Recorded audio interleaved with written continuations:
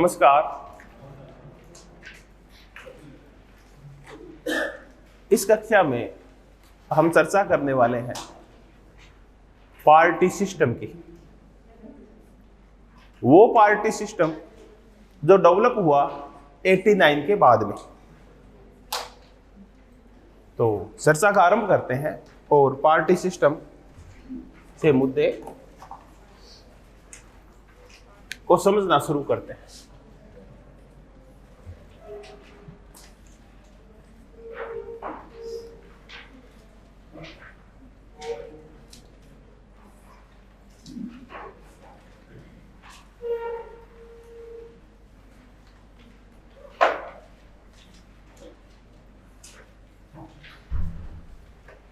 उन्नीस सौ 89 से हम बात करेंगे 2019 तक की। पहले हम इन बिटवीन जो कुछ राजनीतिक सिनेरियो बना, कौन सी पार्टी जीती, कैसे जीती, हम इन सब की चर्चा कर लेते हैं। फिर इस मुद्दे पे वार्ता करना थोड़ा सा आसान हो जाएगा। मुझे बस थोड़ा सा गिननी पड़ेगी। ये बता दो 1989 में लोकसभा कौन सी थी? 9वीं थी क्या? फिर चर्चा आरंभ हो जाएगी। अगर मैं 1989 वाली को 9वीं विधान लोकसभा मान लो तो काम चल जाएगा ना? एक बार देख लो फिर। ठीक है। 1989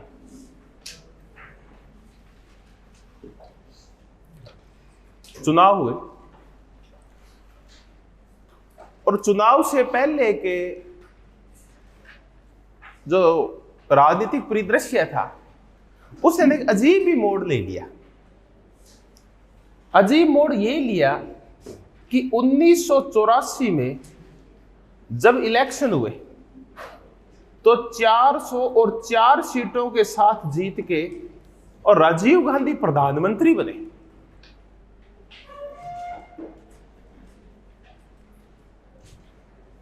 राजीव गांधी को मिस्टर क्लीन कहा जाता था और यह उम्मीद की जाती थी, क्लीन इसलिए नहीं कि वो दाढ़ी और मूछ नहीं रखते थे। क्लीन का तात्पर्य होता है सुंदरी पे कोई दाग नहीं था, सोबर व्यक्ति था। लेकिन राजनीति पकड़ कम थी। इस कम पकड़ के न कुछ छोटे मोटे परिणाम तो शुरू में आ गए थे। पहला परिणाम यह आया कि जैसे ही इंदिरा गांधी की मौत हुई, इस मौत के बाद नॉर्थ इंडिया के कुछ राज्यों में स्थिति खराब हुई। क्योंकि ना वास्तव में जैसे ये व्यक्ति तो नहीं, इसकी छवि इतनी अच्छी नहीं है वर्तमान महापुरुष की कि लोग रोने लग जाएं।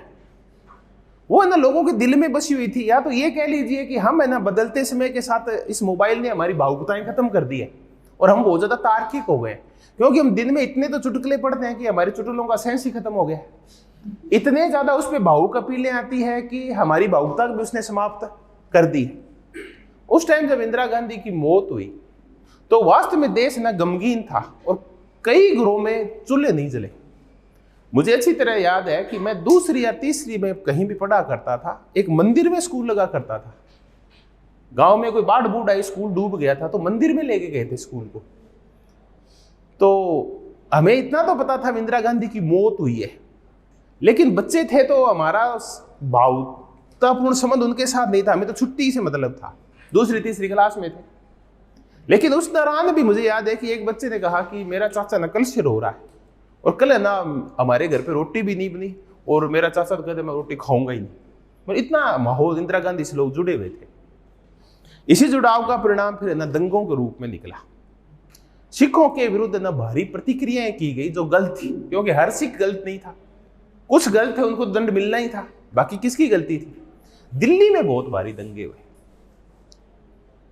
उस टाइम तत्कालिक जो राष्ट्रपति थे जेल सिंह जी, वो दिल्ली में नहीं थे, वो दिल्ली से बाहर थे। अब देखिए राष्ट्रपति के काफिले तक के ऊपर पत्थर फेंके गए इस मुद्दे को लेके, क्योंकि वो कौन है? सिख है। अपने एक बहुत बड़े वो रह चुके हैं, ये एयर चीफ मार्शल रह चुके हैं।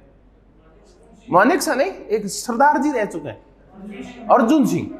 अर्जुन सिंह उस टाइम है ना इस रोड से आ रहे थे, गुड़गांव वाली रोड से, तो उनके साथ है ना गाड़ी से उतार के उनके साथ बदतमीजी की गई, इतने बड़े व्यक्ति के साथ भी।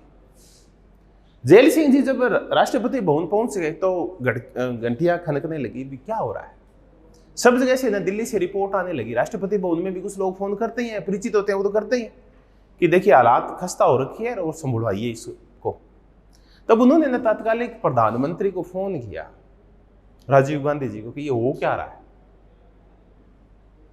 तो आप विश्वास नहीं करेंगे, 2-1 फोन जाने के बाद राष्ट्रपति भवन की लाइनें काट दी गई, ताकि क्या नहीं कर पाए, फोन नहीं कर पाए।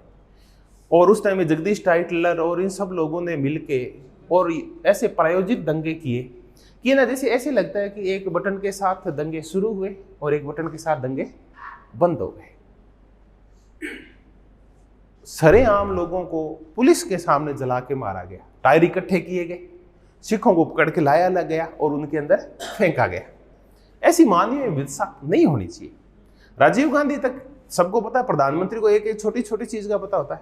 तो प्रधानमंत्री ने कहा कि जब बरगद हिलता है तो घोंसले तो बर्बाद होते हैं। इट मीन्स इतना बड़ा काम हुआ है तो कुछ घोंसलों के कुछ अंडे तो फूटेंगे क्योंकि बरगद हिला है, ये कहा। दंगे शांत हो गए, लेकिन उसके बाद कभी भी प्रधानमंत्री राजीव गांधी के साथ ज्ञानी जेल सिंह के साथ अच्छे संबंध नहीं बने। हम प्रधानमंत्री के ना दायित्व तो पढ़ते हैं कि वो ना रिपोर्ट करेगा किसको, राष्ट्रपति को। राजीव गांधी ने शुरू में तो रिपोर्ट की, उसके बाद ज्ञानी जेल सिंह से संबंध इतने खराब हुए कि उन्होंने रिपोर्ट करना ही बंद कर दिया। यहां तक कि ज्ञानी जेल सिंह के विदेशी दौरों के ऊपर भी प्रधानमंत्री ने रोक लगा दी। काम चल ही रहा था। राजीव गांधी ने कुछ अच्छे काम जोरदार किए। उनमें जोरदार काम ये थे कि जो समस्याएं चल रही थी ना, चाहे वो पंजाब की समस्या थी, उसको लेके समझौता किया हरचंद सिंह लोंगोवाल के साथ।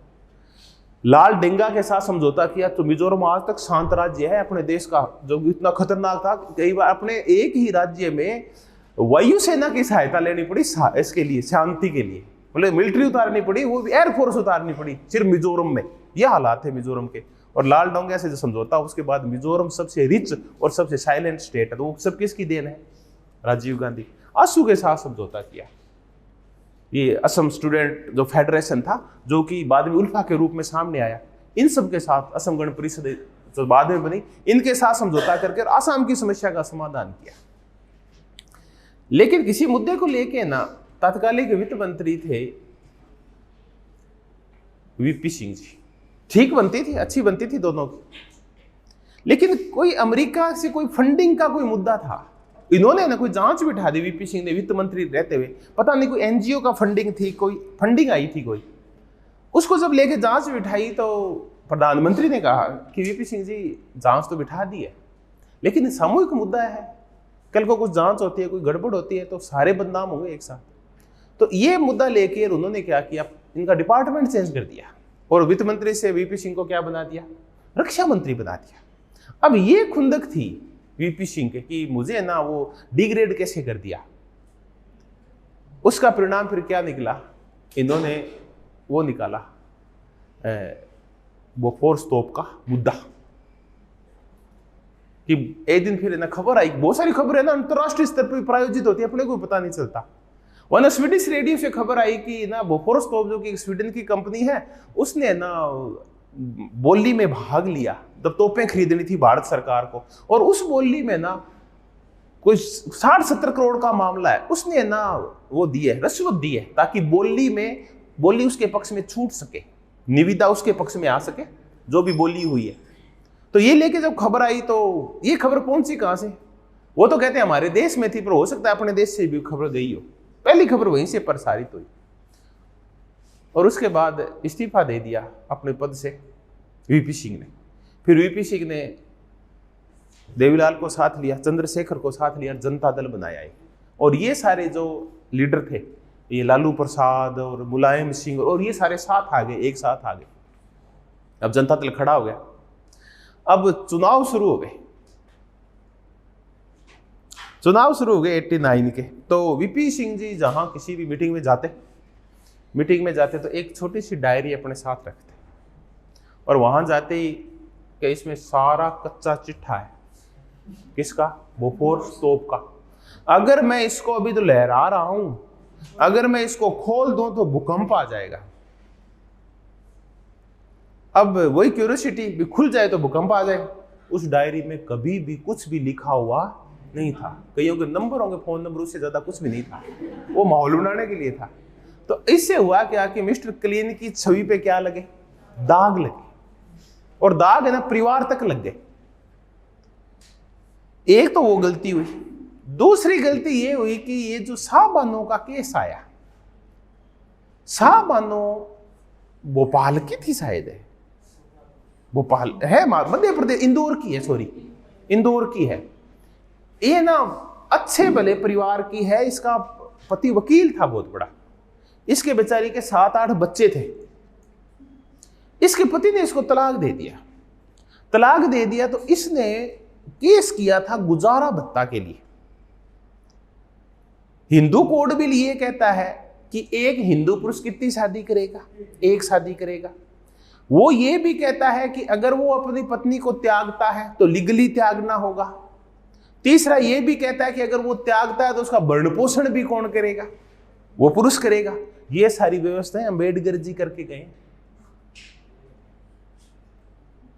खुद नहीं कर पाए, पर मजबूरी में बाद वालों को करनी पड़ी। व्यवस्था वो करके गए थे। ये वो मुस्लिमों के लिए करना चाहते थे, अच्छी व्यवस्थाएं थी, पर कर नहीं पाए। तो शाहबानो प्रकरण में आया ये कि इस शाहबानो को है ना गुजारा भत्ता देना पड़ेगा। मुस्लिम जो कोड है, मुस्लिम लॉ है, वो गुजारा भत्ता की व्यवस्था नहीं करता। तो देखिए ऐसे मामलों में हमेशा ही मुद्दा धर्म का नहीं है, ये मुद्दा था लिंग का मुद्दा था, दरअसल महिला और पुरुष का मुद्दा था। लेकिन इस मुद्दे को रूप कौन सा दे दिया?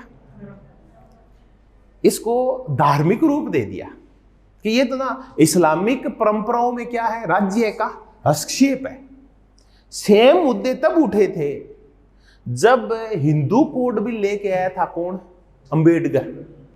तब शेषाद्री करके एक बहुत बड़ा संत हुआ करता था, लंबा सा, उसने बहुत बड़ा अभियान चलाया था आरएसएस के साथ मिलके कि ये हिंदू परंपराओं में क्या है, दखलंदाजी है, इससे परिवारों में फूट पैदा होगी।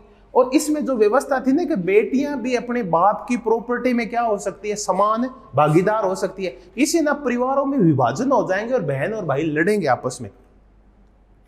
क्योंकि ये सब कौन थे उन आंदोलनों को चलाने वाले? देखिए इन आंदोलनों में हमेशा ही पुरुष आगे रहता है, औरतों को तो बोलने का मौका ही नहीं मिलता। ये भी जब प्रकरण हुआ था इसमें भी पुरुषों ने नेतृत्व संभाल लिया, औरतों को समझ ही नहीं थी। औरतों को समझ नहीं थी तो राजीव गांधी अंडर प्रेशर आ गया इसमें। तो उसने क्या किया, एक कानून बना दिया कि गुजारा भत्ता नहीं देंगे, और ये उस कोड के खिलाफ है, जो मुस्लिम लॉ है उसके खिलाफ है। अब ये मुद्दा आज किसके आ गया? बीजेपी के हाथ आ गया, हिंदुत्ववादी शक्तियों के हाथ आ गया कि अच्छा एक तरफ सेम कानून किसके लिए बनते हैं? हिंदुओं के लिए, और उसी देश में उसी देश के नागरिकों के लिए अलग कानून कैसे? तो फिर उन्होंने वो अनुच्छेद 44 फिर उछालना शुरू कर दिया, समान है नागरिक संहिता। अब राजीव गांधी ने कहा ये तो नुकसान हो चुका है। अच्छा उस मामले में ना एक ही व्यक्ति था, मैं उसका आरिफ मोहम्मद मिनिस्टर था, राज्य मंत्री था, बहुत अच्छा दोस्त था इसका राजीव गांधी का। आरिफ मोहम्मद ने इस्तीफा दिया था। मैं उस एक ही आदमी को इस पूरे प्रकरण में सकारात्मक व्यक्ति मानता हूं। जो समाज का भला चाहते हैं ना ऐसे व्यक्ति होते हैं हमेशा। उसको पता था कि अगर औरतों की स्थिति सुधरती है, तलाक वाली स्थितियां सुधरती है और औरतों का वजूद और पहचान कायम होती है ना, इससे समाज को पूरा फायदा होता है। क्योंकि किसी भी समाज का आधा पक्ष कौन होती है? महिलाएं होती है। इसका मतलब आधा पक्ष अपंग रह जाता है तो फिर आधा पक्ष कितनी प्रोग्रेस करेगा अकेला मिलके? आज आप खुद देख लीजिए, हम ज्यादा दूर नहीं जाएं, हिंदुओं की अच्छी स्थिति का कारण यह है, उनके बच्चों की अच्छी एजुकेशन का कारण यह है कि उनकी औरतें क्या है, पढ़ी लिखी। और ये अम्बेडकर व्यवस्था करके गया था, वरना ये भी नहीं पढ़ने देते। उच्चवादी शक्तियों ने तो कब की औरतों से शिक्षा छीन ली थी, दलितों से छीन ली थी। ये तो बहुत बाद की व्यवस्था है। तो बड़ी अच्छी उस व्यक्ति ने उसने इस्तीफा दिया तो आता, लेकिन राजीव गांधी में उसका फर्क नहीं पड़ा। अब क्या हुआ कि ये सारा कुछ हुआ तो बाजी हाथ से निकल गई और राजीव गांधी ने ये देखा कि अब हिंदुत्ववादी शक्तियां क्या हो जाएगी, हावी हो जाएगी। तो उसमें फिर एक और फैसला आया फैजाबाद कोर्ट का। ये 1946-47 से राम मंदिर वाला चक्कर चल रहा था कि राम मंदिर है क्या नहीं है। तो बीच में क्या हुआ, कोई शायद इसके आसपास की 83-84 की कोई बात होगी। ये वर्तमान मुख्यमंत्री हैं अपने यूपी के, हैं अभी वर्तमान मुख्यमंत्री आदित्यनाथ, योगी आदित्यनाथ जी। इनके गुरुजी एक दिन सुबह सुबह बच्चों को लड्डू बांट रहे थे। इनके जो गुरुजी थे इस पीठ के हेड, जो ये गोरख पीठ के हेड थे, हाँ, तो वो गुरुजी लड्डू बांट रहे थे यहाँ, कहाँ, अयोध्या के अंदर। तो वो किसी ने पूछा जी क्या हो गया, कल रामलला प्रकट हो गए हैं। अच्छा कहाँ हो गए, वो चलो मस्जिद में चलो, वहां देखा तो रामलला प्रकट। अब जब रामलला प्रकट हो गए हैं तो रामलला ऐसे आसमान में प्रकट ये रह नहीं सकते। मूर्तियां कभी भी खुले आसमान के नीचे नहीं रहती, उनके ऊपर क्या बनाना पड़ता है आपको, मंदिर बनाना पड़ता है। तो ये कहा गया भी अब यहां क्या बनेगा, मंदिर बनेगा। तो ये तब से और चक्कर तेज हो गया। तो एक बार वहां कुछ करके ना, और उस तो की झगड़ा नहीं बढ़ जाए, तो एक बार रामलला को क्या किया गया, बंद किया गया। एक बार रुको का छोटा मोटा कुछ बना के एक बार बंद कर दिया गया। तब फैजाबाद कोर्ट ने थोड़े टाइम बाद फैसला दिया। राजीव गांधी ने सोचा कि मैं दोनों हाथों में क्या रख लूं, लड्डू रख लूं। इस लड्डू का परिणाम क्या निकला कि फैजाबाद कोर्ट से कुछ लोग कहते हैं कि हो सकता है प्रेशर का कोई फैसला आया हो। उसने कहा कि रामलला मंदिर के क्या खोल दो, ताले खोल दो। अब देखिए, एक तरफ मुसलमानों का लड्डू, मुसलमानों को खुश कर दिया, दूसरी तरफ रामलला के ताले खोल के हिंदुओं को खुश कर दिया। व्यक्ति वो बड़ा खुश हुआ कि मैंने दोनों को साध लिया है, हिंदुओं को भी। और पर परिणाम ये निकला कि वो दोनों को साध नहीं पाया। छब्बे जी बनने चढ़े थे, चौबे जी क्या बन के लौटे, दुबे जी बन के लौटे। क्योंकि ये ना प्रकरण बाद में बढ़ा, और इसको फिर अच्छी तरह से किसने बुनाया, बीजेपी ने बुनाया। और तब से ना कांग्रेस, उन दो फैसलों के बाद से कांग्रेस जो नीचे आना शुरू हुई ना, अब तो कांग्रेस उभर नहीं पाई है। चलो और भी चर्चा करेंगे। तो मैंने कहा चलो 84 में कितना जोरदार जो वोटिंग लेके आया था, 89 तक आते आते साहबानो प्रकरण, रामलला के ताले खोलना, और बोफोर्स तोप ने बहुत ज्यादा बदनाम कर दिया राजीव गांधी को।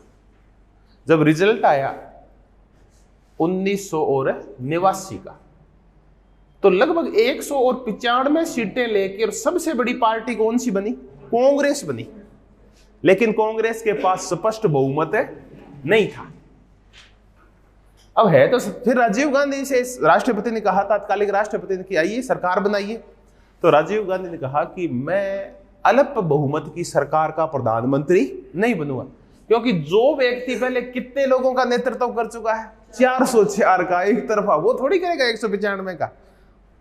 तो फिर अगला दूसरे नंबर की जो पार्टी थी जो सीट में आई थी वो थी जनता दल, जिसका चक्कर निशान हुआ करता था। आप विश्वास नहीं करोगे, मैं इसका समर्थक था उस टाइम, जनता दल का। और एक बार है ना, मैं अब तो मैं थोड़ा सा मेरे थोड़ा तार पता नहीं क्या हो गया कि मैंने जाना छोड़ दिया, मूर्ति पूजा ये सब छोड़ दिए। उस टाइम है ना, मैं ये अपने घरेलू देवता नहीं होते, हाँ ये नहीं, तेजा जी तो थोड़े वाइड हो गए, अपने घरों से निकले हुए, अपने कुल देवता टाइप। तो मैं ना एक दिन शाम को कुल देवता के मंदिर में 1 घंटा रहा, क्योंकि उस टाइम चक्कर चल रहा था कि प्रधानमंत्री वीपी सिंह को बनाया जाए या प्रधानमंत्री चंद्रशेखर को। मतलब उस टाइम मैं 6वीं में था शायद, या मुझे समझ थी भी कोई ना कोई गड़बड़ हो रही है देश में। तो मैंने ना वीपी सिंह का पक्ष लेके और मेरे उसे देवता से प्रार्थना की 1 घंटे तक मैंने, हाँ। फिर मैंने ये भी कहा भी अगर मैं ये बन गया तो फिर है ना मैं 1.25 रुपए, नहीं 1.25 रुपए बहुत ही होता था, प्रसाद 50 से चढ़ाऊंगा। मैं स्पष्ट बोला करते थे, प्रसाद का तात्पर्य मतलब स्पष्ट बोलो फिर या तो मखाने चढ़ाओगे। तो मैंने कहा मैं सिर्फ 50 से चढ़ाऊंगा, तो मैं झूठ नहीं बोला उनसे। फिर मैंने 50 से चढ़ाए। जब कौन बन गया, वीपी सिंह प्रधानमंत्री। अब वीपी सिंह प्रधानमंत्री बना कैसे, इसकी चर्चा करते हैं। पहले तो देखिए वो लाना पड़ेगा, सब कुछ व्यवस्थाएं करनी पड़ेगी, कौन कौन सी भी। इसके साथ आएगा कौन, 272 आदमी तो पूरे करने हैं। तो 2 विरोधी ध्रुव एक साथ आए। एक विरोधी ध्रुव था बीजेपी, दक्षिणपंथी ध्रुव, और दूसरा उसका बिल्कुल अपोजिट ध्रुव कौन सा, वामपंथी पार्टियां। ये आई एक साथ। जनता दल को बाहर से समर्थन दिया बीजेपी ने और बाहर से समर्थन दिया साम्यवादी पार्टियों ने, सीपीआई ने और सीपीआई-एम ने। तो देखिए एक तरफ वामपंथी और एक तरफ दक्षिणपंथी दोनों एक साथ आए और वीपी सिंह क्या बन गया, प्रधानमंत्री बन गया। अब चर्चाएं चल रही थी कि प्रधानमंत्री कौन बने, तो निर्णय यह किया गया कि कल संसदीय दल की बैठक बुलाई जाएगी। किसकी, जनता दल की। जितने संसद जीत के आए लोकसभा में उनकी बैठक बुलाई जाएगी, फिर निर्णय करेंगे कि प्रधानमंत्री कौन बने। कौन बने, तो 3 लोग दौड़ में थे, चंद्रशेखर, चौधरी देवीलाल और वीपी सिंह।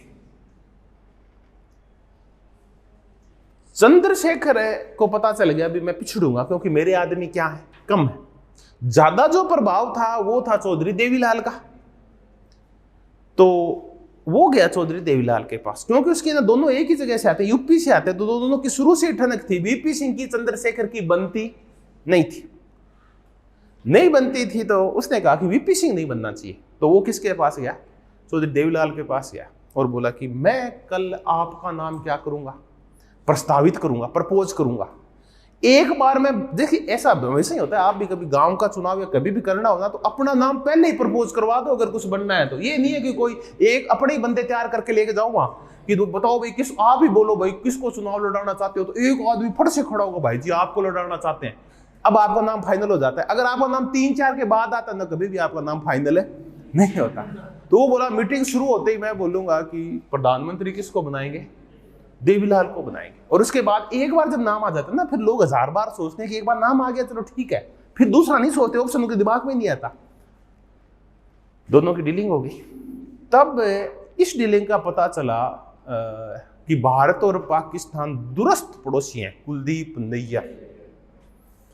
कुलदीप नैयर को इनकी मीटिंग का पता चला। ये भागा गया वीपी सिंह के पास कि वीपी सिंह जी ये डीलिंग हो गई है और कल ये होगा, और अगर चौधरी देवीलाल अगर इस देश का प्रधानमंत्री बनता है तो ये एक अच्छा काम नहीं होगा।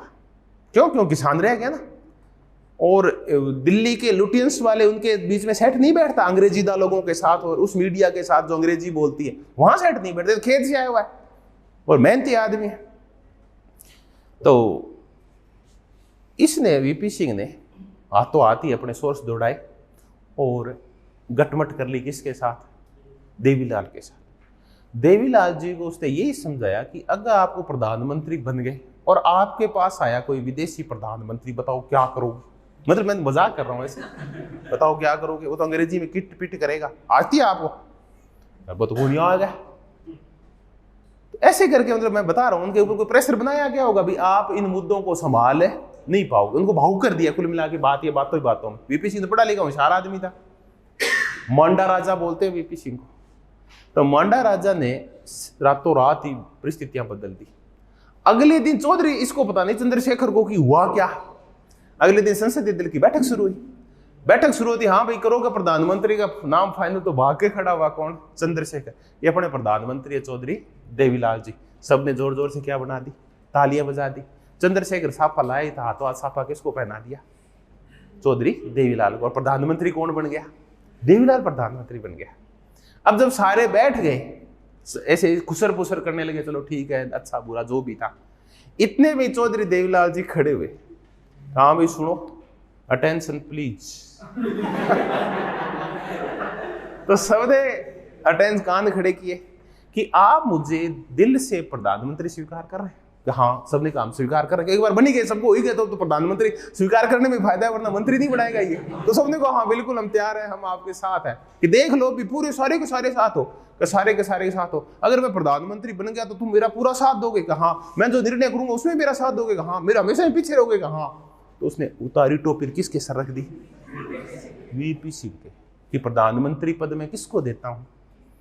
ये किसान कर सकता है, और हिम्मत है नहीं होती किसी की, वही कर सकता है कि ऐसे प्रधानमंत्री की टोपी दूसरे के सर के ऊपर रख दे। अब कुछ देर तो चौक हो गया चंद्रशेखर कि हुआ तो हुआ क्या। और चंद्रशेखर के 2-3 मिनट बाद जब कहानी समझ में आई ना, क्यों रिकॉल किया उसने सारी चीजों को, क्या हुआ होगा, तो हाथों हाथ ही वो मीटिंग छोड़कर चला गया। लेकिन प्रधानमंत्री जी कौन बन गए? वीपी मांडा राजा प्रधानमंत्री बन गए। है तो ऐसे करके, और ये जो सरकार बनी ना, इसको हम कौन सी सरकार बोलते हैं? राष्ट्रीय मोर्चा की सरकार बोलते हैं।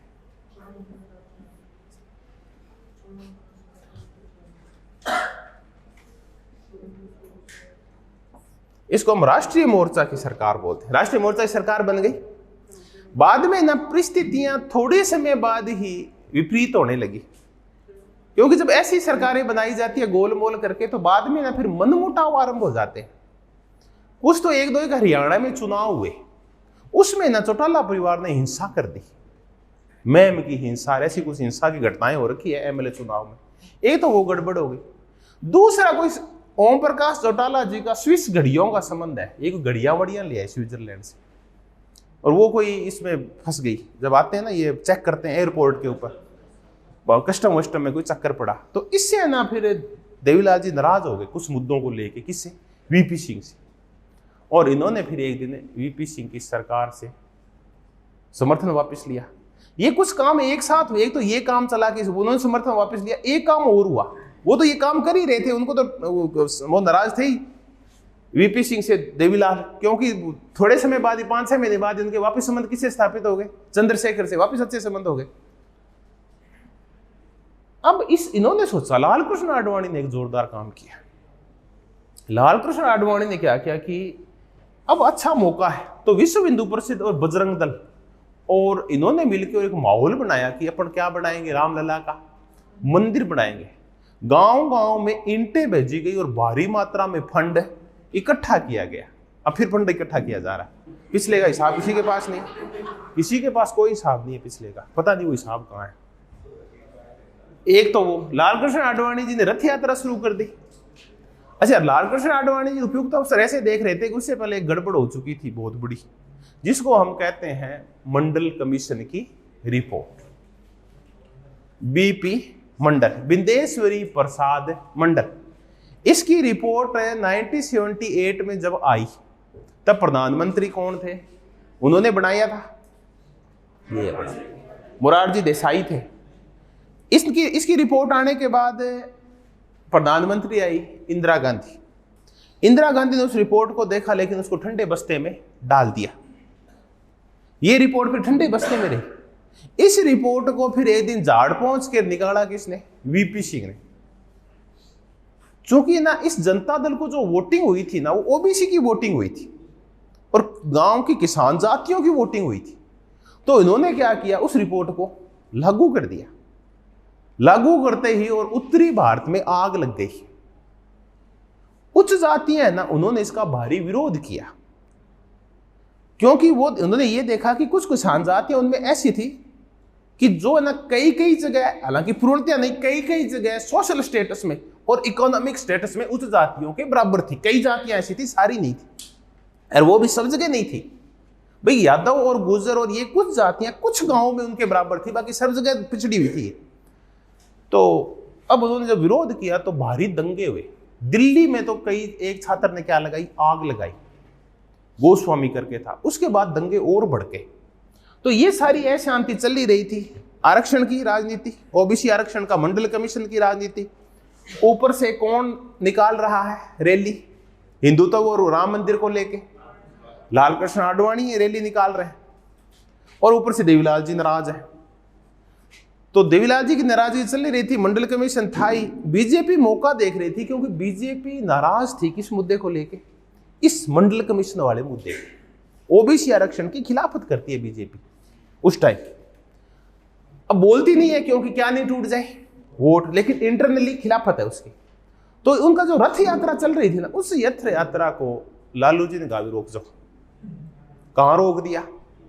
बिहार में। अब बिहार में रुके, एक बार लाल कृष्ण आडवाणी जी को कहां भेज दिया? हाँ, हवा खाने भेज दिया।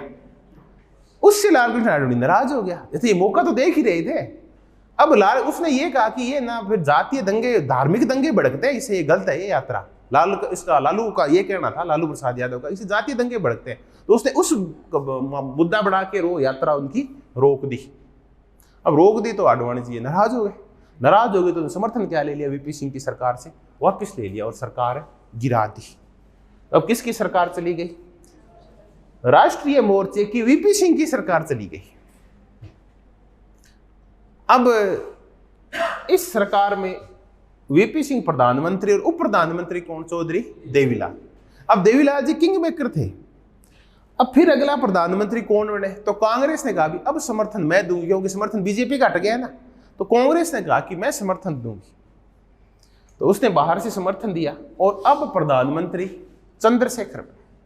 चंद्रशेखर को 3 महीने हुआ था कि राजीव गांधी ने समर्थन क्या ले लिया।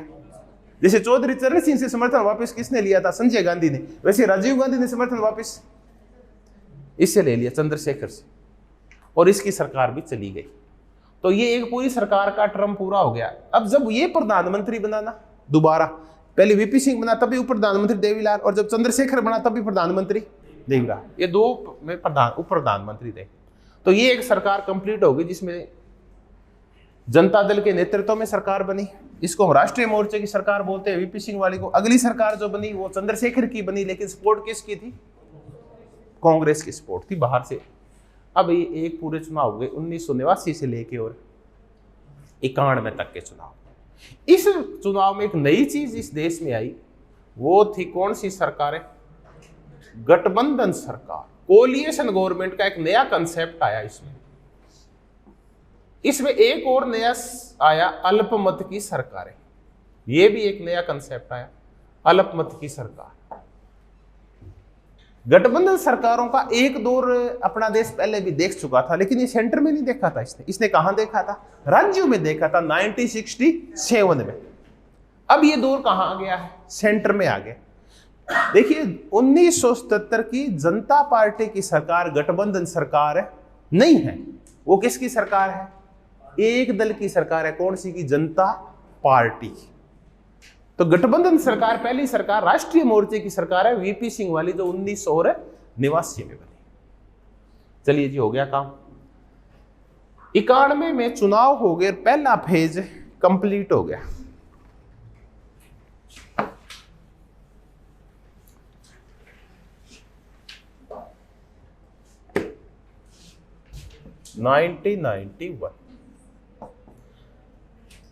दूसरा फेज चल रहा था। दूसरे फेज में राजीव गांधी दक्षिण भारत में तमिलनाडु में कोयम्बटूर में प्रचार करने गया था, और वहां फिर कुछ इनपुट्स तो थे। राजीव गांधी को थोड़ा बहुत तो कुछ पता था कि कुछ गड़बड़ हो सकती है, लेकिन पता नहीं स्थानीय जो लोकल वहां की थी ना वो इंटेलिजेंस, उसके इनपुट गड़बड़ थे। क्या पता क्या हुआ कि कहीं ना कहीं ना सुरक्षा में चूक हुई। और एक और था ना, जब वो ऐसे उसमें से गुजर रहा था, लॉबी में से, बीच में से मंच की तरफ जाने के लिए, एक और था ना उन बल्लियों के अंदर से भाग के और किसके पास आ गई? राजीव गांधी के पास, ऐसी सिक्योरिटी में। आमतौर पे जब नेता ऐसी भीड़ देखते हैं ना, भावुक हो ही जाते हैं कि आने दो, ऐसा कुछ कर ही देते हैं, गलतियां कर देते हैं। तो राजीव गांधी ने वही गलती कर दी। उसने आके पैर छुए, और पैर छुएते में उसने क्या दबा दिए? बटन दबा दिया। और राजीव गांधी के हाथों हाथ ही उस बॉडी, वो तो मरी और उसको उड़ गए चिथड़े। ये लिट्टे ही था जो ये जो मानव बम का कंसेप्ट लाया है ना, ये भी खुद भी मर जाओ और अगलों को भी मार दो, ये लिट्टे लेके आए। तो वो भी मर गई, धनु थी वो। और राजीव गांधी फिर बाद में जूतों से पहचान में आया कि जूते किसके हैं? राजीव गांधी के। बाद में उसकी डेड बॉडी के टुकड़े कुछ जो मिले वो इकट्ठे किए गए। तो ये सारा प्रकरण हुआ। तो उसके बाद जो द्वितीय फेज के चुनाव हुए ना चरण में, उसमें ना कांग्रेस जीती बहुत तकड़े तरीके से, लेकिन पहले चरण में कांग्रेस की हवा निकल चुकी थी। तो जब रिजल्ट आया तो 244 सीटें किसके पास आई? कांग्रेस के पास आई, इसके आसपास आई मतलब। लेकिन अब कांग्रेस स्पष्ट बहुमत नहीं है, हालांकि सिंपैथी लहर चली राजीव गांधी की मौत से, लेकिन पहला फेज कंप्लीट हो चुका था, इसलिए दूसरे फेज में चली। पहले फेज में चल जाती तो स्पष्ट गवर्नमेंट बन जाती। अब राजीव गांधी की मौत के बाद सोनिया गांधी, क्योंकि 2 मौतें देख चुकी है थोड़े से समय में, एक तो अपनी सास को असामयिक मौत देख चुकी है, दूसरा अपने पति की मौत। उसने ना हाथ खींच लिया राजनीति से वापस कि अब और बलिदान करने के लिए कुछ बचा नहीं। तो फिर प्रधानमंत्री बड़ा बड़ा इंटेलिजेंट आदमी जो कई भाषाएं जाना करता था, कि 12-13 भाषा बोलना जानता था, ये कौन है? नरसिम्हा राव। नरसिम्हा राव प्रधानमंत्री बना।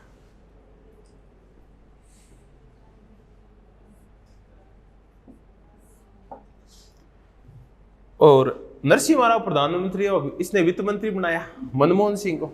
और देश की आर्थिक हालात सुधारने के लिए फिर स्ट्रक्चरल एडजस्टमेंट के प्रोग्राम लाए गए और एलपीजी की नीतियों को लागू किया। 2-1 साल ये ना इसी बेस पे चलती रही। क्यों? किसी ने कहा भी नहीं कि आप क्या दिखाओ, हमें विश्वास है मत दिखाओ, आपके पास विश्वास है क्या? किसी ने चैलेंज ही नहीं किया तो चल रहा था काम। फिर एक बार चैलेंज हुआ ना, तो फिर इनको जामुमो और कुछ से सहयोगी दलों का, उसमें ये भी था चौधरी चरण सिंह वाले बेटा अजीत सिंह की पार्टी भी थी उसमें, उनका समर्थन लेकर उन्होंने 272 का आंकड़ा क्या कर लिया, पूरा कर लिया। लेकिन उसमें एक आरोप लगा कि जामुमो को जो सांसद थे, ये साइमन मरांडी और ये कौन कौन से थे, शिबू सोरेन, इन्होंने ना पैसा दिया था कि इनको करोड़ रुपए दिए गए थे समर्थन खरीदने के लिए। तो ये आरोप लगे नरसिम्हा राव के ऊपर। नरसिम्हा राव के ऊपर दूसरा एक यूरिया घोटाले का आरोप लगा कि इसके बेटे के पास कोई शिप के ठेके थे, वहां यूरिया घोटाला हुआ, कुछ ये भी आरोप लगे इसके ऊपर। तो नरसिम्हा राव प्रधानमंत्री था, खूब देश ने प्रोग्रेस की उस टाइम। तो आरोप तो लगते रहते, पर ये सही तरीके से जवाब नहीं दे पाए। क्योंकि ना इसे लोग पूछते थे कि तू जवाब क्यों नहीं देता। ये उस टाइम जैसे मोनी बाबा बोलते थे इसको, मनमोहन सिंह को भी ऐसे ही कुछ कहते थे, और इससे भी मोनी ज्यादा कौन था? नरसिम्हा राव आलोचनाओं का कभी भी सार्वजनिक जवाब नहीं दिया करता था। उसे पूछा कि आप बोलते क्यों नहीं अपने विरोधियों के खिलाफ? इसके 2 कारण है। अगर मैंने किसी भी विरोधी का नाम लिया तो मैं हूं प्रधानमंत्री, वो किसके इक्वल हो जाएगा? मेरे इक्वल हो जाएगा। पहला तो ये, बल्कि उसकी औकात ही क्या है? मैं प्रधानमंत्री, उसकी कोई औकात नहीं, मेरे कहते ही मेरे इक्वल हो जाएगा वो। दूसरा कि मेरे मस्तिष्क में औरों के लिए कोई ज्यादा जगह नहीं है, तो मैं आलोचनाओं पर ध्यान भी नहीं देता। क्यों मेरी जगह घेरे कोई? मेरा दिमाग मेरा है, मैं खुद मेरे हिसाब से यूज करूंगा और किसी को इसमें घर करने नहीं दूंगा। तो वो किसी की आलोचना के ऊपर कुछ बोलता ही नहीं था। तो एक कुछ सच्चाई थी, कुछ थे, पर इसने कभी जवाब नहीं दिए इन मुद्दों। नरसिम्हा राव की सरकार ने 2-1 साल बाद कर दिया बहुमत सिद्ध। और ये भी सरकार कैसी थी आप बताओ? बहुमत की नहीं, ये भी अल्पमत की सरकार है। और कैसी सरकार है? गठबंधन। लेकिन इसने जैसे तैसे करके कितने साल पूरे कर लिए? 5 साल पूरे कर लिए। अब आ गया 1996 आ गया। अब चुनाव हुए, इन चुनावों में खिचड़ी हो गई। बड़ी पार्टी बन के आई बीजेपी, फिर आई कांग्रेस, और बाकी फिर जो पार्टियां जो टूट फूट के बनी थी वो आई। अब सबसे बड़ी पार्टी बीजेपी पहली बार बनी 1996, और इस पार्टी का प्रधानमंत्री, क्योंकि सबसे बड़ी पार्टी उसी को बुलाना पड़ेगा पहली बार, चुनाव पूर्ण कोई गठबंधन बने नहीं है ताकि उनको बुलाया जाए, तो अटल बिहारी वाजपेयी जी को प्रधानमंत्री के रूप में बुलाया गया। और प्रधानमंत्री कितने दिन रहे? 13 दिन प्रधानमंत्री रहे। पहले ही पता था कि बीजेपी की कोई सपोर्ट करने वाला नहीं है, क्योंकि बीजेपी एक अछूत पार्टी हुआ करती थी अपनी दक्षिण पंथ नीतियों की वजह से। कोई भी दल इसके साथ आने से डरता था उस टाइम, तो इसके साथ कोई नहीं आया। तो 13 दिन प्रधानमंत्री रहे बीजेपी के। अब अगला दौर आया कि प्रधानमंत्री कौन बने। कौन बने? तो प्रधानमंत्री की दौड़ में ज्योति बसु, जो कि कहां का मुख्यमंत्री है? पश्चिम बंगाल का बड़ा लीडर। वीपी सिंह 2, और बाकी जो और पार्टियों के नेता है, जनता दल से टूटी हुई पार्टियों के नेता, वो भी दावेदारी कर रहे हैं। उनमें से एक दावेदारी देवगौड़ा की भी थी, वैसे दावेदारी नहीं थी, बस ठीक थे वो। तो वीपी सिंह का दावेदारी सबसे भारी थी। वीपी सिंह उस टाइम गुड़गांव इसमें रह रहा था, नोएडा में। तो हरकिशन सिंह सुरजीत और ये लालू और देवगौड़ा, ये तो थर्ड फ्रंट बोलते थे इसको। ये पूरा थर्ड फ्रंट इकट्ठा होके, जो न तो कांग्रेस ही था और नहीं किसका था, बीजेपी का, तो ये थर्ड फ्रंट हो गया। इस थर्ड फ्रंट के ये सारे नेता, मुलायम और ये सारे मिलके, और ये अजीत सिंह, ओबीसी के सारे नेता और ये सारे किसान जातियों वाले नेता मिलके कहां पहुंच गए? वीपी सिंह मांडा राजा के घर पहुंच गए। अब मांडा राजा हमें कैसे आए? कि कैसे आए, अटल जी तो गए, अब अपने पास बाजी है, कांग्रेस समर्थन दे देगी, अपन क्या बना ले, सरकार बना ले। उस टाइम कांग्रेस का अध्यक्ष हुआ करता था सीताराम केसरी। तो ना खाता ना बही, जो केसरी ने कह दिया वही सही, ये उस टाइम एक जुमला चला करता था, इसकी आगे चर्चा करें। वीपी सिंह ने कहा कि अपन प्रधानमंत्री क्या, चलो मैं सोचता हूं। तो सोचना क्या है, हम आ गए ना, हम अब आपको यहां से लेके जाएंगे और प्रधानमंत्री की कल आपको क्या दिलाएंगे, शपथ की तैयारी करो, आप इसकी छोड़ो सोचने की। क्या चलो ठीक है, इस खुशी में बताओ क्या लोगे, चाय लोगे या कॉफी लोगे? तो सबने कहा, कोई कहा मैं कोल्ड कॉफी लूंगा, कोई कहा हॉट कॉफी लूंगा। सबने अपनी अपनी डिमांड्स रखी। वीपी सिंह जी का चलो मैं 2 ही मिनट में फिर मैं बोले आता हूँ भाई कितने लोगों की व्यवस्था करनी है, कुछ खाना पीना वो भी बोले तो कईयों को भूख लगी होगी। तो वो अंदर गए तो 15-20 मिनट बाद कॉफी तो आ गई, नाश्ता भी आ गया, लेकिन कौन नहीं आया, वीपी सिंह नहीं आया। तो उसे कहा है वीपी सिंह, उसे पूछा नौकरों से कि अंदर ही है साहब, अंदर ही आएगा। वो घंटा इंतजार, 2 घंटा, शाम हो गई, वीपी सिंह गए, मिला ही नहीं, आए ही नहीं घर पे। वीपी सिंह ने हाथों हाथ पीछे के गेट से बाहर निकला, अपनी डॉटर को गाड़ी निकलाई और फोन फान तो उस टाइम थे ही नहीं, और कहाँ निकल गया, घूमने निकल गया सड़कों पे, वापिस नहीं आया। वीपी सिंह तब घर आया जब नाम किसका फाइनल हो गया, देवगौड़ा का। अब ज्योति बसु का नंबर आया वीपी सिंह के ऐसे गायब होते ही। अब देखिए वैसे देखो, एक तो चौधरी देवीलाल त्याग करता है सीट का, दूसरा त्याग कौन करता है, वे प्रधानमंत्री था, लेकिन बोला नहीं, ऐसी सरकार, खिचड़ी सरकार का प्रधानमंत्री से बेइज्जती थोड़ी करानी, कांग्रेस तो ब्लैकमेल करेगी मेरे को, और उस कांग्रेस से मेरी बनती नहीं है, मैं तो उसमें था ना, उसको छोड़ के तो आया हूं मैं। तो वो उसके एथिक्स थे, वो नैतिकता की राजनीति थी। तो उसने प्रधानमंत्री बनने से मना कर दिया। फिर नंबर आया ज्योति बसु का। ज्योति बसु का नंबर आया तो हरकिशन सिंह सुरजीत ने टांग अड़ा दी। वो बोला कि अगर हमारी सरकार बनती है, कम्युनिस्टों की सरकार, तो इसमें ना एक गड़बड़ हो जाएगी। कि क्या गड़बड़ हो जाएगी? इसी गड़बड़ ये हो जाएगी कि हम हमारा एजेंडा लागू नहीं कर पाएंगे, क्योंकि हमें ना बहुत सारे समझौते करने पड़ेंगे और अपनी विचारधारा को छोड़ना भी पड़ेगा, क्योंकि अपनी विचारधारा तो किसानों के और किसके पक्ष में है, मजदूरों के पक्ष में। कल को अगर गठबंधन सरकार बनती है तो बहुत सारे हमें समझौते पूंजीपतियों के पक्ष में भी करने पड़ेंगे। तब लोग कहेंगे कहीं कहाँ गई तुम्हारी कम्युनिस्ट विचारधारा। तो हम ऐसा काम नहीं करेंगे, हम विचारधारा से कोई समझौता नहीं कर सकते, इसलिए हम सरकार भी बना नहीं सकते।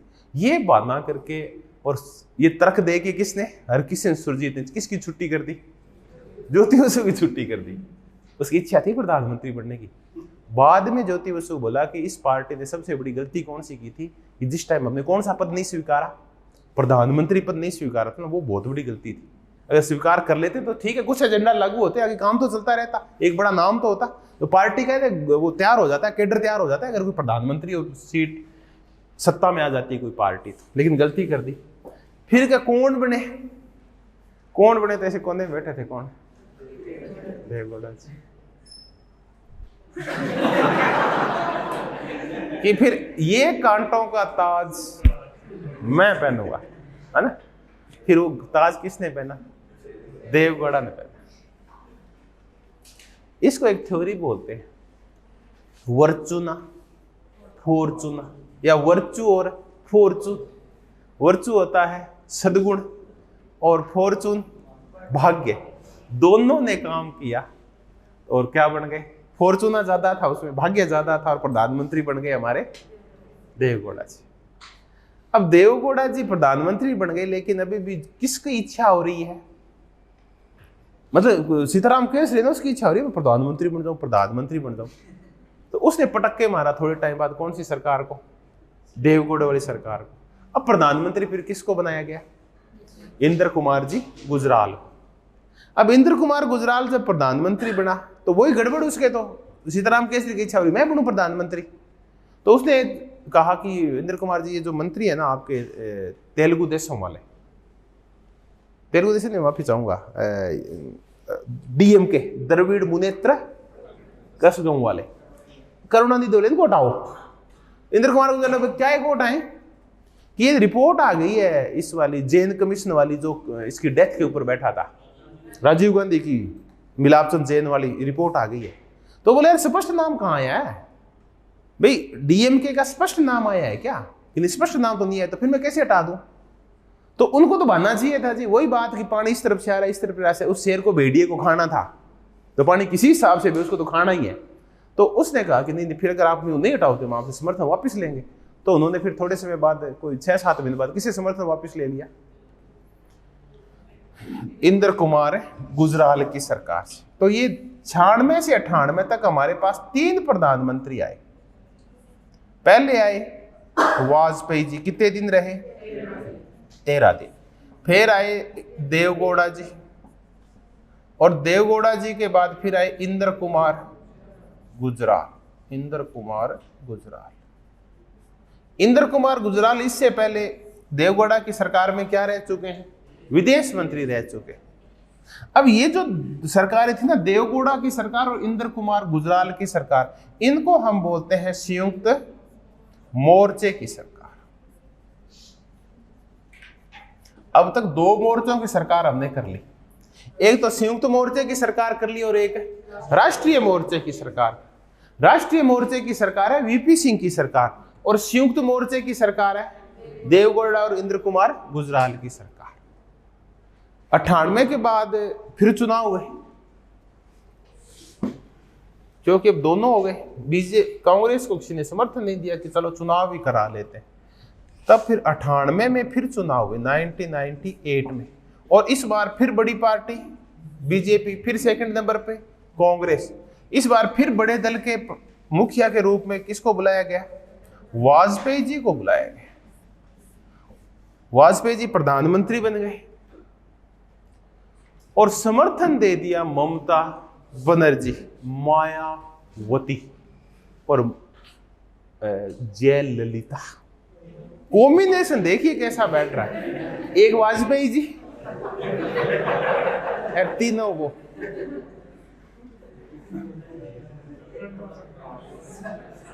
अब बम लगा हुआ है नीचे, माचिस लिए बैठी रहती है ममता बनर्जी और माचिस लिए बैठी है जयललिता, कि वाजपेयी थोड़ा बहुत ही हिला और कुर्सी के नीचे जो पटाखा रखा हुआ है, बम रखा हुआ, उसके क्या लगा देंगे, आग, और कुर्सी उठ जाएगी। क्योंकि 2-4 सीटें तो लेके 72, 76, 77 पे तो बैठे ही थे, वो 2-4-5 सीटें ऊपर ही। तब एक व्यक्ति ने मिलना तय किया जयललिता से, वो था ये जो डेंजर मैन है ना बीजेपी में, जो आजकल है,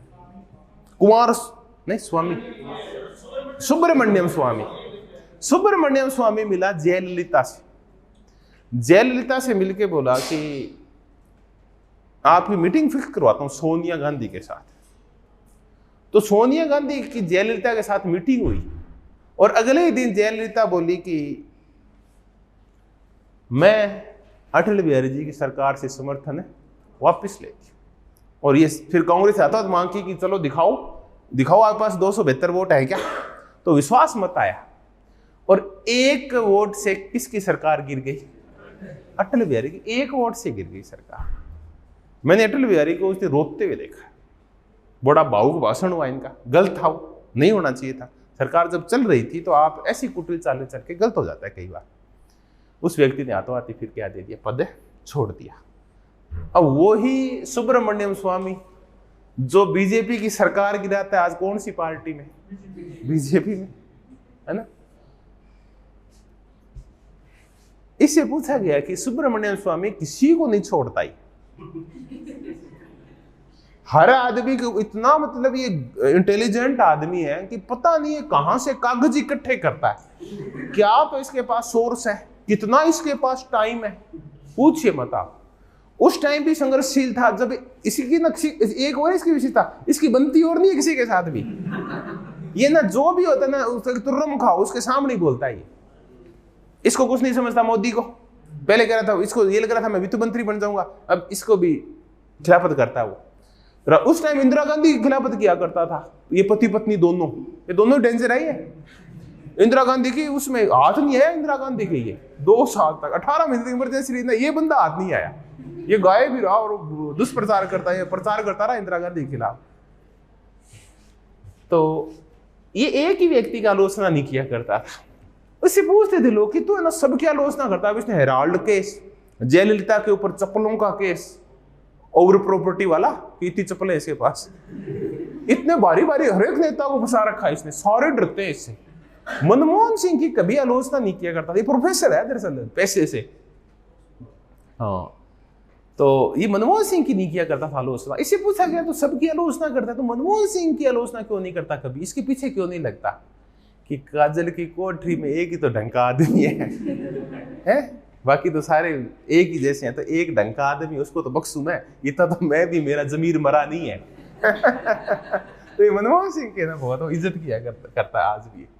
खैर, एक वोट से वाजपेयी जी की सरकार गिर गई, लेकिन इन 13 महीनों में इन्होंने एक ग्रेट काम कर दिया था, बम विस्फोट कर दिया था। अब अगले चुनाव हुए 1999 में। इसमें ना बीजेपी का माहौल बन चुका था, क्योंकि ना ये जो 98 से 99 के जो 13 महीने थे ना, इसमें 2 बड़े काम हुए, 2 नहीं 3 बड़े काम हुए। पहला काम हुआ, हमने परमाणु विस्फोट कर लिया। दूसरा बड़ा काम हुआ, हमने कौन सी यात्रा कर ली? लाहौर बस यात्रा कर ली। और लाहौर बस से वाजपेयी जी उतरते ही क्या हुआ? थोड़े समय बाद ये करगिल वार हो गया। और इस करगिल वार में चूंकि पाकिस्तान को सरेआम हार का सामना करना पड़ा था, पीछे हटना पड़ा था, तो ये ना वाजपेयी जी की बहुत बड़ी जीत थी ये वाली। तो 2 बड़े काम कर दिए 13 महीने में।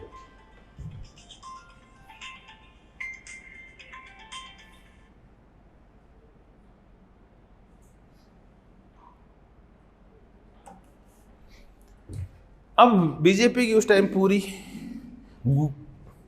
गुड्डी चढ़ी हुई थी, जय जयकार हो रही थी। फिर बीजेपी सीट लेके आई ठीक ठाक। इस बार जो सरकार आई ना, बीजेपी ने एक चीज देख ली, इस बार उसने चुनाव पूर्व में गठबंधन कर लिया 13 पार्टियों के साथ चुनाव से पहले, ताकि सीटों का बंटवारा इसी हिसाब से हो जाए कि जीतने की वालों की संख्या बढ़ जाए। तो इस बार जो चुनाव लड़ा वो एनडीए ने लड़ा, एक नया गठबंधन सामने आया 13 पार्टियों का। तो ये 13 है ना, ये अटल बिहारी जी के साथ बहुत अच्छी तरह से जुड़ी हुई एक संख्या है ना। ये 13 दिन, 13 साल, 13 पार्टियां। इस बार नेशनल डेमोक्रेटिक अलायंस की सरकार बनी और प्रधानमंत्री कौन बने? अटल बिहारी वाजपेयी 99 में। और अटल बिहारी जी ने ये पूरा कार्यकाल लगभग 2-3 महीने पहले पूरा कर दिया। मैं पूरा कर लिया, कोई दिक्कत नहीं है इन बिटवीन कुछ भी। लेकिन इनका एक बहुत निजी सलाहकार हुआ करता था, प्रमोद महाजन, जिसके गोली मार दी उसके भाई ने। अब ऐसे नेताओं की जो व्यक्तिगत इतिहास पढ़े जाते हैं ना, बहुत अच्छे नहीं होते। ये करते क्या थे इनकी छोड़ो, ये बहुत ही खतरनाक नेता होते हैं। ये बहुत तेजी से सीढ़ियां चढ़ते हैं, लेकिन पता नहीं कौन से साधनों का प्रयोग करते हुए। भाई ने गोली मारी, आज तक पता नहीं क्यों मारी। इस व्यक्ति से पूछा, ये खास हुआ करता था अटल जी का, प्रमोद महाजन की, प्रमोद जी क्या माहौल है? माहौल बहुत जोरदार है। इंडिया शाइनिंग और फील गुड, 2 फैक्टर चले थे, इंडिया शाइनिंग और फील गुड फैक्टर। तब ये फील गुड शब्द इतना फेमस हुआ था, चुनाव हुए नहीं थे, लेकिन फील गुड फैक्टर पिछले 1-1.5 साल से चल रहा था। जैसे अच्छे दिन आएंगे ना, वो फैक्टर चला था, वही फैक्टर फील गुड फैक्टर चला। तो हर चीज है ना उस टाइम फील गुड हुआ करती थी। तब है ना, इस रोड के ऊपर जाते हैं ना, अजमेर रोड के ऊपर, तो एक है ना 3-4 दुकानों में बहुत बड़ा एक ठेका खुला हुआ था। उस ठेके का नाम था फील गुड ठेका। मैंने पहली बार देखा फील गुड ठेका, तो इतना फेमस शब्द हो गया वो फील गुड। अब इस फील गुड फैक्टर ने इनको ये लगा कि अब तो फील गुड हो रहा है चारों तरफ, तो क्यों न चुनाव करवा ले। तो अटल बिहारी जी ने पूछा सहयोगियों से, प्रमोद महाजन बोले बहुत better feel good, India shining, चलो चुनाव करवाते हैं। लेकिन चुनाव करवाए तो उसमें क्या हो गई? गड़बड़ हो गई। जनता ने फील गुड नहीं किया नहीं। अब जनता कब मना कर दे अच्छे दिनों के लिए उसका भी पता नहीं है, क्योंकि अब जो चुनाव हो रहे हैं वो कब हो रहे हैं? 2004 में हो रहे हैं। 2004 तक आते आते कांग्रेस ने एक गलती सुधार ली है। गलती ये सुधार ली है कि उसका 97-98 के आसपास शायद एक वो हुआ था सम्मेलन, पंचमढ़ी सम्मेलन। पंचमढ़ी सम्मेलन से 98 में या 97 में, माफी चाहूंगा, 98 में, इस पंचमढ़ी सम्मेलन में मुद्दा उठा कि एनडीए बन गया है तो क्या यूपीए बनाया जाए क्या। अब कांग्रेस की चेयरपर्सन सीताराम केसरी की बजाय कौन बन चुकी है? सोनिया गांधी बन चुकी है। तो कांग्रेस में ये तो है ही, एक आदत है थोड़ी सी, सही तस्वीर आगे नहीं जाती, या इनको पता नहीं चलता, क्योंकि सोचते भी नहीं है ज्यादा। क्योंकि सत्ता में जब कोई पार्टी लंबे समय तक रह जाती है तो वो ग्राउंड रियलिटी भूल जाती है कि हो क्या रहा है, जनता के मन में क्या चल रहा है। तो पंचमढ़ी सम्मेलन में सारे नेताओं ने भाषण दिया, एकला चलो, क्योंकि अब एक करिश्माई नेतृत्व गांधी परिवार से हमारे पास है, आ चुका है। सोनिया गांधी जी एक भावुक अपील करेगी और सारी जनता कांग्रेस साथ जुड़ जाएगी, और किसकी सरकार बन जाएगी? कांग्रेस की। तो किसी पार्टी से कोई गठबंधन नहीं होगा। तो घनी अपीलें की सोनिया गांधी ने 99 वाले चुनाव में, लेकिन अपीलों ने काम नहीं किया। तब प्रधानमंत्री कौन बना? अटल बिहारी। अब 2004 तक सोनिया गांधी बोला इस बार सही सूचना लाओ, क्या सूचना है? तो बोला अकेले से काम नहीं चलेगा। तो फिर 2003 में एक इनका फिर एक जो सम्मेलन हर साल होता ही है, इस बार ये कहाँ हुआ? शिमला में हुआ।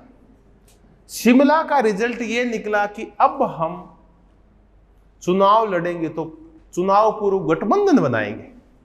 तो इन्होंने कुछ धर्मनिरपेक्ष पार्टियों के साथ मिलकर एक गठबंधन बना लिया। 2004 के चुनाव से पहले कौन सा? यूपीए बना लिया, यूनाइटेड प्रोग्रेसिव अलायंस।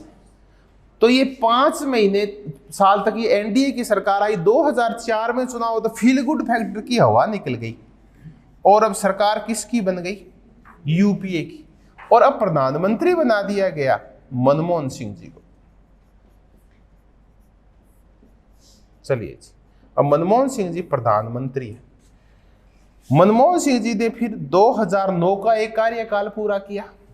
फिर चुनाव हुए 2009 में। इस चुनाव में मनरेगा ने बहुत बड़ा काम किया, जो कि आज भी बड़ी जोरदार योजना है। भारतीय इतिहास में कुछ योजनाएं जो अपनी सफलता के लिए और व्यापक दायरे के लिए जानी जाती है और आमूलचूल परिवर्तन के लिए जानी जाती है, वो है मनरेगा। औरतों की स्थिति में जितना बदलाव किसी एक प्रोग्राम ने किया है वो मनरेगा है। सेम प्लान इन्होंने किया तो था उज्ज्वला योजना का।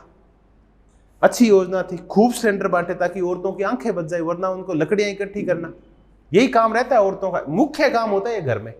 पुरुष अगर गरीब घर के हैं तो पुरुष तो जाएगा दिहाड़ी करने, और औरत पूरे दिन है ना शाम की चूल्हा जलाने के लिए क्या इकट्ठा करेगी? लकड़ियां इकट्ठा करेगी। तो उज्ज्वला योजना तो अच्छी थी, लेकिन जब से सिलेंडर के भाव बढ़े ना, उन लोगों ने हाथ खड़े कर दिए। वो गरीब कहां से देता? तो 2009 में ये मनरेगा ने इन सब ने मिलकर और फिर किसकी सरकार बना दी? यूपीए की सरकार बना दी। इसने भी 5 साल पूरे किए, लेकिन 5 साल पूरे किए तो सत्ता के 2 केंद्रों की वजह से गड़बड़ हो गई। एक प्रधानमंत्री का केंद्र और एक कांग्रेस की अध्यक्षा का अलग से केंद्र। बीच में फिर कुछ लोगों ने अपनी रोटियां सेकने के लिए गड़बड़ करना शुरू कर दिया। इसका परिणाम यह निकला कि पॉलिसी पैरालिसिस हो गया। इट मींस अब अच्छी नीतियां बननी बंद हो गई। जैसे तैसे घसीट घसीट के सरकार चलने लगी। इस घसीटती हुई और कमजोर सरकार, उस दिन पढ़ा था आपने कि सरकारें जैसे ही थेडास्कोप पोल का पढ़ा था, कमजोर होती है वैसे विरोधी पक्ष क्या कर लेते हैं? उसको दबोच लेते हैं। तो ऐसे ही 3 दबोचू आए सामने। एक आया अन्ना हजारे, जिसने मुद्दा उठाया जन लोकपाल और भ्रष्टाचार मुक्ति का। दूसरा बड़े नेता संत महोदय आए अपने, ये याद कौन नहीं, रामदेव जी ने फिर काले धन का मुद्दा उठाया। और इन सब मुद्दों ने जैसे हवा तैयार कर दी, फिर अच्छे दिन, भ्रष्टाचार मुक्त भारत और काले धन की वापसी के साथ और महान योजनाएं लेके कौन आए? और एक गुजरात विकास का गुजरात मॉडल लेके मोदी जी आए, और जनता ने पलटी खाई और यूपीए को हरा दिया। किसकी तरफ चली गई? अब ये जो दौर है ना, 1999 से लेकर और 2009 तक का दौर, इस दौर की एक और अलग विशेषता है। 89 से लेके और 99 तक की एक 10-10 साल के फेज है। देखिए अपन बांट लेते हैं। 1989 से बड़ा बड़ा 99 तक मानिए, फिर 1999 से लेके 2009 तक मान लीजिए, फिर 2009 से लेके और 2019 तक मान लीजिए। ये 3 दौर है, तीनों ही अलग अलग है। इन तीनों दौरों की एक विशेषता तो सेम है, ये गठबंधनात्मक सरकारों के दौर है। अब 2009 में चुनाव हुए, 2014 में चुनाव हुए, 16वीं लोकसभा के, और स्पष्ट बहुमत के साथ 282 सीटों के साथ कौन सी पार्टी जीत के आई? लेकिन अब बीजेपी ने सरकार नहीं बनाई, अब सरकार किसने बनाई? एनडीए ने बनाई। फिर 2019 में फिर आपके सामने चुनाव हुए हैं। इस बार 303 सीटें लेके फिर कौन जीत गई? बीजेपी। लेकिन इस बार फिर सरकार किसकी बनी? एनडीए की बनी। इस बार कांग्रेस के पास सीटें आई है 52 सीटें चाहिए 55। विरोधी दल का दर्जे के लिए वो इसके पास है नहीं। तो ये हुआ। एक मैं आज ही भेजता हूं आपको, वो उस पर कर दूंगा, थोड़े से आंकड़े भेजूंगा बस, तो उतार लेना अपन। इस कौन से चुनाव के आंकड़े? 2019 कौन सी पार्टी जीती, कौन सेकंड रही, वोट परसेंटेज क्या थे, ये मैं भेज दूंगा। आज मैं लाना भूल गया, उनको पढ़ना भी भूल गया, आपको पढ़ाता हूँ। आंकड़े गलत कराऊं ये अच्छा नहीं है फिर। तो अब ये दौर आ गया और ये दौर चल ही रहा है। ये तो हमने कर लिया कि इस दौरान कौन आया कौन नहीं आया। अब हम इन तीनों दौरों को समझने की कोशिश करेंगे। पहले तो इन तीनों को हम नाम देंगे कि कौन सा पार्टी सिस्टम है, क्योंकि 1989 के बाद एक नया ही सिस्टम आया है।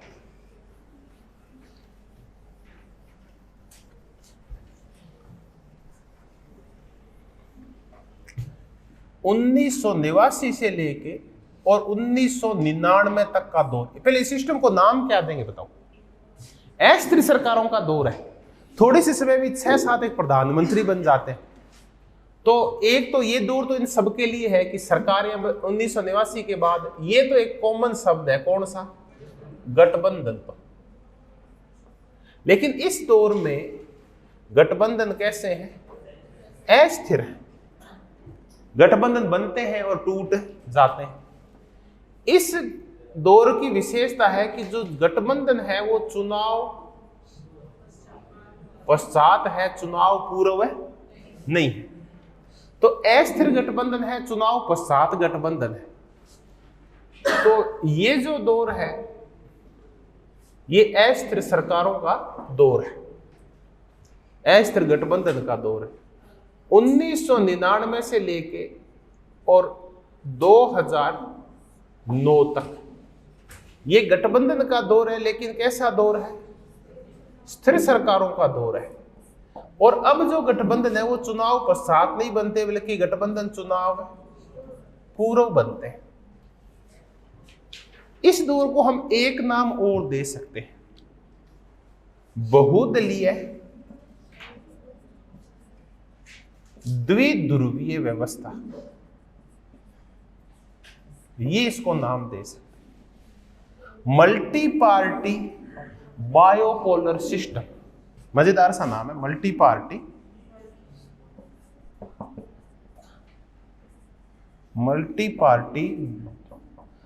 Bipolar system. Multi party bipolar system का तात्पर्य यह कि दल है बहुत सारे, लेकिन 2 ध्रुवों में बंटे हुए बड़े बड़े। कौन कौन से 2 ध्रुव? एक यूपीए और एक एनडीए। ठीक है, ये व्यवस्था आई मल्टी पार्टी बायोपोलर। अब जो व्यवस्था आई है 14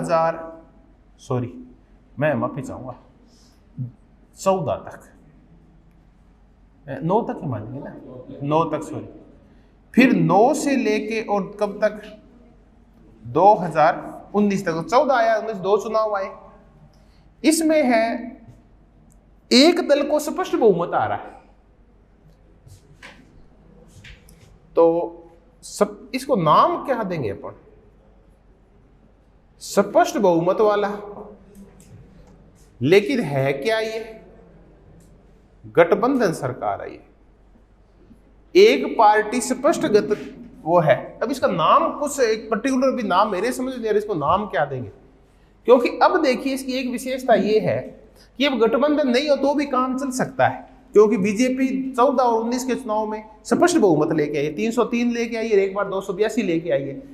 उसके बावजूद वो कायम में बना रखा है, उसने गठबंधन बना रखा है। आपको कोई नाम कोई पर्टिकुलर आपने कहीं भी पढ़ा हो इस व्यवस्था?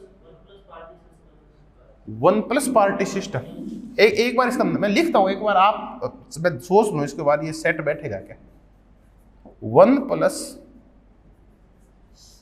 Party system. देखिए, one plus party system Japan में चला करता था।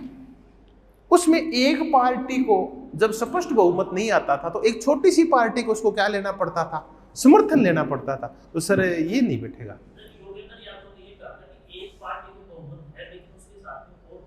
इसको वन प्लस पार्टी सिस्टम है ना, मेरे थोड़े से याद आ रहा है कि ये ना आपने जापान में पढ़ा था। जापान में वन प्लस पार्टी सिस्टम चलता है। देखो आपने देखा ना, वन प्लस पार्टी, इसका मतलब एक पार्टी को ना बहुमत मिलता है, वो एक छोटी सी पार्टी का समर्थन लेती है जिसके पास 5, 7, 10 सीटें होती है। चलिए इसको एक बार टालते हैं, इसका नाम कुछ और रखेंगे, मैं और देखूंगा इस सिस्टम को क्या कहा जाए। हाँ, इतना है कि इसकी विशेषता आपको पता चल गई कि है तो गठबंधन सरकार, लेकिन फिर भी एक दल के पास कैसी सरकार है? गठबंधन स्पष्ट बहुमत है उसके पास। अब हम इस पूरे दौर की एक व्यवस्था देखेंगे। इस पूरे दौर का तात्पर्य है कि बड़ा बड़ा मान के चलते हैं 2009 तक की कुछ व्यवस्थाएं देखेंगे और इनकी अब चर्चा शुरू करते हैं। ये एक मजेदार चर्चा है। गठबंधन सरकारों के दौर में हुआ क्या था?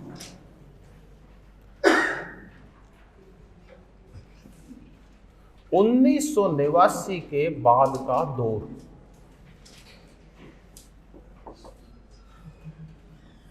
अब इस दौर के लिए कुछ शब्दावली का हम प्रयोग करेंगे। उत्तर कांग्रेस प्रणाली, पोस्ट कांग्रेस प्रणाली बहुत पॉपुलर शब्द है। Post Congress system,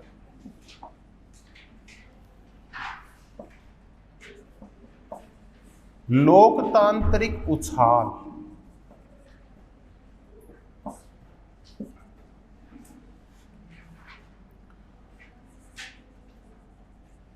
quasi confederation,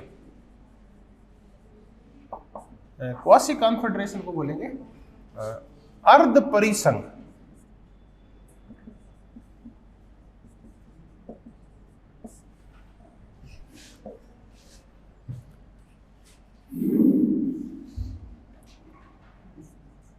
संघात्मीकरण,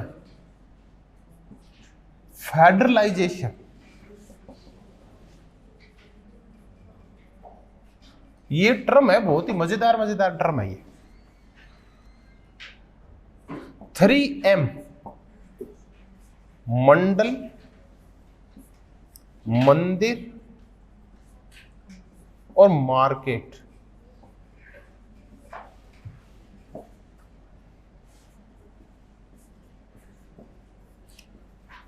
politics of representation,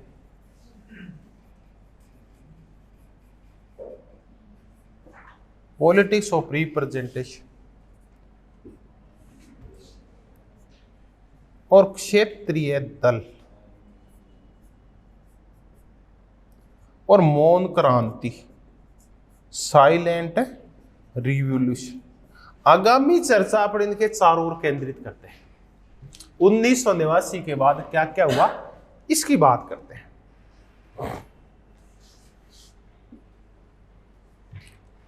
party politics in Indian states,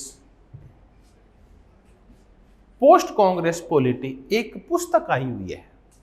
Yogendra Yadav, के सूरी और सुहास पलसी करके, ये सब है ना CSDS एक संस्था चलती है, आज इसकी हम चर्चा करेंगे। सेंटर ऑफ डेवलपिंग स्टडीज, नहीं, डेवलपिंग सोसाइटीज, उससे जुड़े हुए विद्वान है ये। तो ये शब्द प्रयोग करता है सुहास पलसीकर। ये बहुत ही बार पूछा हुआ है, सुहास पलसीकर। पोस्ट कांग्रेस पॉलिटी बड़ा मजेदार शब्द है। आप इसकी उत्पत्ति कहां देखते हैं शब्द की? पोस्ट कांग्रेस पॉलिटी, उत्तर कांग्रेस प्रणाली, यह पोस्ट कांग्रेस सिस्टम का, इस शब्द की उत्पत्ति को आइडिया लग रहा है आपको कहां से हुई हो सकती है, किसका ये बदला हुआ रूप हो सकता है? रजनी कोठारी का कांग्रेस सिस्टम याद आ रहा है आपके? उससे कोई बहुत ज्यादा नहीं पर कुछ मिलता जुलता शब्द है कि अब जमाना किसका चला गया है? कांग्रेस का जमाना चला गया। इस कांग्रेस का जो भी वोट बैंक था वो सारा गायब हो गया। ये कौन कौन सा वोट बैंक था? ये वोट बैंक था उच्च जातियां,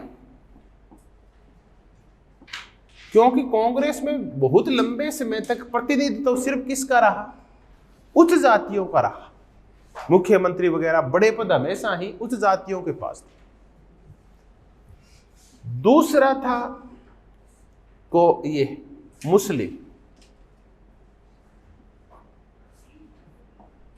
कमंडल की राजनीति के बाद और ये रामलला वाले पूरी घटनाओं के बाद और 1992 में जो गलत तरीके से हैंडल किया गया तात्कालिक प्रधानमंत्री नरसिम्हा राव द्वारा बाबरी मस्जिद प्रकरण को, उसके बाद से मुसलमान भी किससे दूर हो गए?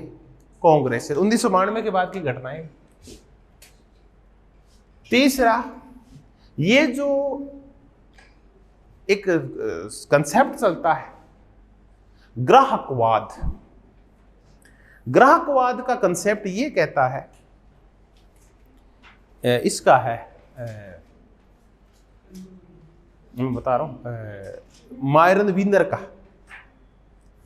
ये ग्राहकवाद ये कहता है कि कांग्रेस ने ना ऊपर के लेवल के ऊपर तो सबको थोड़ा थोड़ा प्रतिनिधित्व तो दे दिया, सेंट्रल लेवल के ऊपर तो दलितों को भी, जैसे जगजीवन राम को उभार लिया, 2-3 ओबीसी के नेता उभार लिए, कुछ एक आधा एसटी को साथ रखा करते थे ये। लेकिन ये ना स्थानीय स्तर के ऊपर है ना, यहां वर्चस्व हमेशा ही उच्च जातियों का था कांग्रेस में, स्थानीय स्तर के ऊपर, जिले में, राज्यों की राजधानियों में। यहां जो बाकी कौमें थी ना, जितनी भी ओबीसी और दलितों की और मुसलमानों की, ये सिर्फ ग्राहक थी। ग्राहक बेटे इसमें ये तो पॉलिसी बेचने वाले थे और वो पॉलिसी खरीदने वाले थे। वो सारी जातियां मिलकर उच्च जातियों से निवेदन करती थी, जो कांग्रेस का नेतृत्व किया करती थी कि हमारे लिए भी कुछ करो ताकि हम आपको क्या देंगे? वोट देंगे। तो वो भी फिर ना इनसे पिछड़ने लगे। ओबीसी जातियां भी इनके हाथ से निकल गई जब क्या आया? कमंडल आया। कमंडल मंडल आया। तो मंडल के बाद ये जातियां भी चली गई इसके हाथ, मंडल कमीशन के बाद।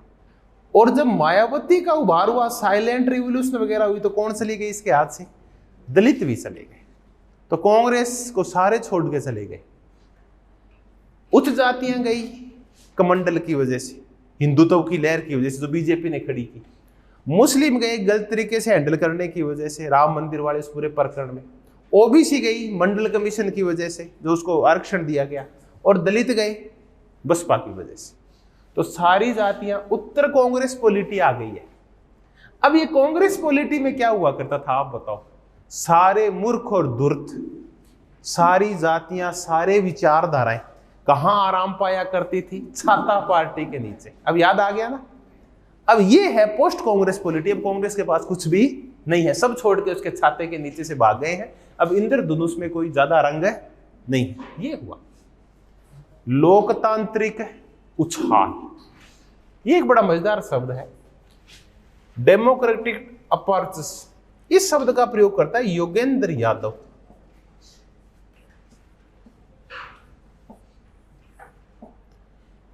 और इस लोकतांत्रिक उछाल का तात्पर्य है विभिन्न जातियों को प्रतिनिधित्व मिलना, विभिन्न दलों का उदय होना। यह है लोकतांत्रिक उछाल। अभी चर्चा कर लेते हैं लोकतांत्रिक उछाल क्या है। लोकतांत्रिक उछाल का तात्पर्य है बहुत सारे दल, योगेंद्र यादव अच्छा मानता है, और सबको प्रतिनिधित्व। यदि ये इस काल की एक विशेषता है, सबको प्रतिनिधित्व। इससे पहले हुआ क्या करता था, एक पॉलिटिक्स ऑफ आइडियोलॉजी चला करती थी। इसको भी लिख लेते हैं, इसके अगेंस्ट में लिख लेते हैं, पॉलिटिक्स ऑफ आइडियोलॉजी।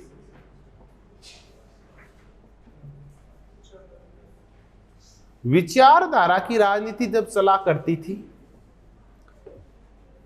तो बहुत सारी जातियों को उसमें प्रतिनिधित्व नहीं मिला करता था।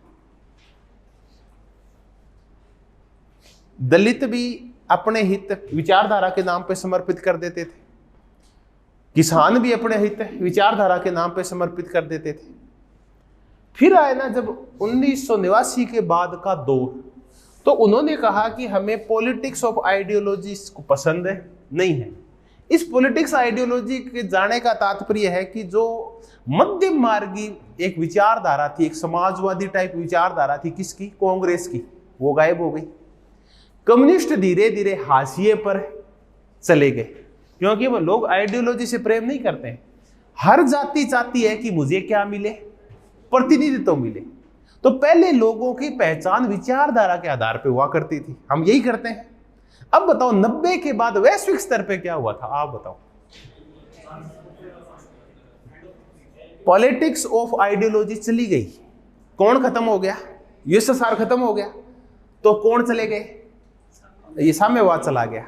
उसके बाद पहचान की राजनीति तेज हुई, आपको पता हो तो। तब फिर क्लैश ऑफ क्या हुआ, सिविलाइजेशन आया।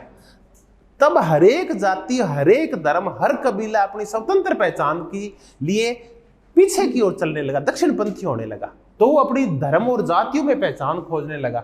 ऐसे ही दौर में भारत प्रभावित हुआ, उसने सब लोगों ने विचारधाराएं छोड़ दी और हर जाति अब क्या चाहने लगी, रिप्रेजेंटेशन चाहने लगी गवर्नमेंट में, कि मेरे हो मंत्री, मेरे हो मुख्यमंत्री, मेरे हो अफसर, ये चाहने लगी। मेरे हो सरपंच, मेरी जाति का हो प्रधान, मेरी जाति का हो जिला प्रमुख। इससे पहले वो सारी चीजों को काय पे दांव पे लगा दिया करती थी आइडियोलॉजी। और आइडियोलॉजी जब चला करती थी तो प्रतिनिधित्व तो कुछ ही जातियां किया करती थी। यहां तक कि कम्युनिस्टों में भी उच्च जातियां हावी थी। शुरुआत के सारे नेता उठा के देख लो कम्युनिस्टों के, किस जाति के। तब ये जाति है ना, सारी जो दलित थे और ओबीसी की गांव की जो जातियां थी, इन सब ने अपना प्रतिनिधित्व मांगा कि संख्या बल हमारा ज्यादा है, जबकि हमारी जातियों का कोई रिप्रेजेंटेशन नहीं है। तब फिर यादवों ने, तब फिर गुजरों ने, तब फिर लोधियों ने, तब फिर भांति भांति की जो किसान जातियां थी, दलित जातियां थी, इन्होंने अपना रिप्रेजेंटेशन मांगना शुरू कर दिया। हर जगह अपने मंत्री, सरपंच, प्रधानमंत्री, मुख्यमंत्री मांगने शुरू कर दिए। तब एक नई पॉलिटिक्स आई, इसको वो क्या बोलते हैं, तब इन प्रतिनिधित्व को देने के लिए क्या पैदा हुए, बहुत सारे दल पैदा हुए। तब यादवों को प्रतिनिधित्व देने के लिए दल पैदा हुआ। समाजवादी पार्टी कहां, यूपी में, ये इसका मुलायम सिंह वाला।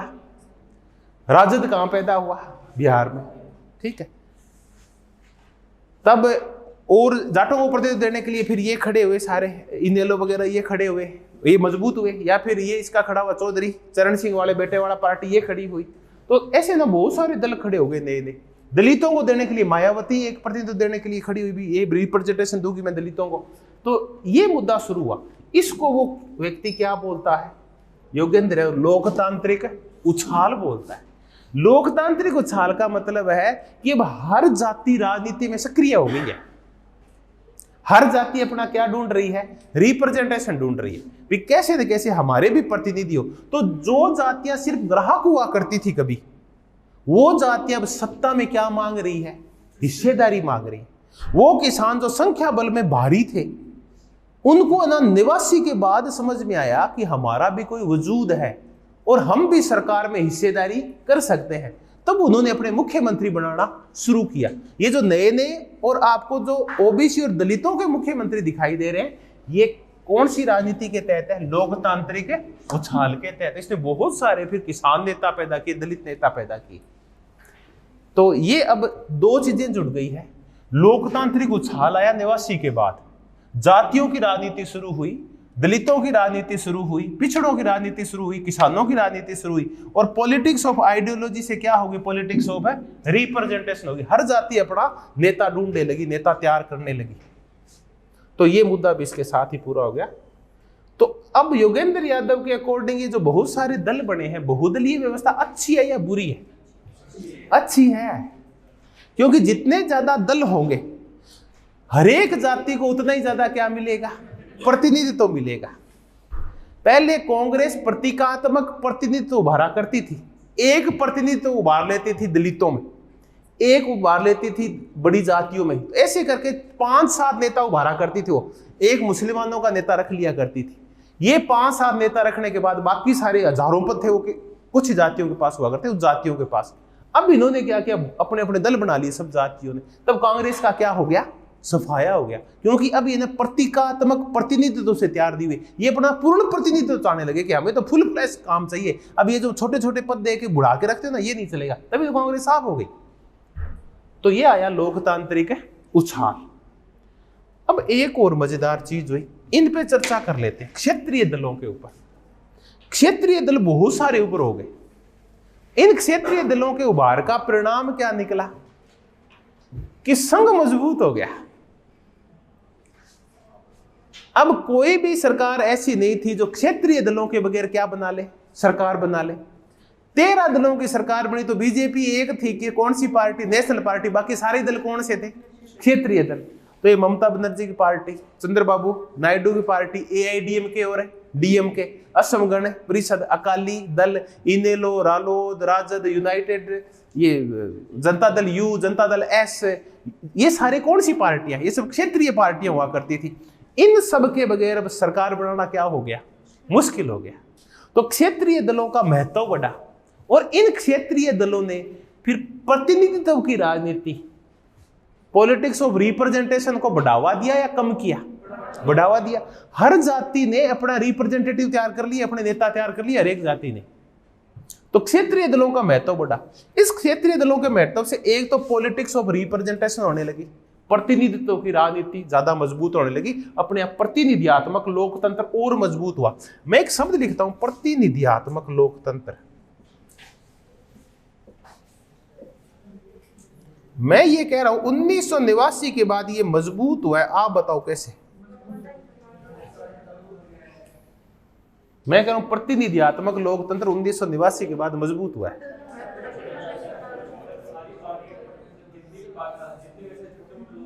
सब पार्टी बना ली, तो अपने क्या खड़े कर लिए इन्होंने?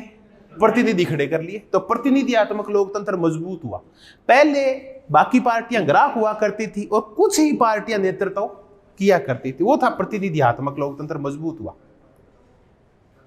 अब इसका एक परिणाम और निकला, क्षेत्रीय दलों का जो उभार हुआ उससे दो चीजों पे बताओ क्या प्रभाव पड़ा। एक तो भारतीय संघात्मक व्यवस्था पे क्या प्रभाव पड़ा, और दूसरा राष्ट्रीय एकता पे क्या प्रभाव पड़ा। गुड।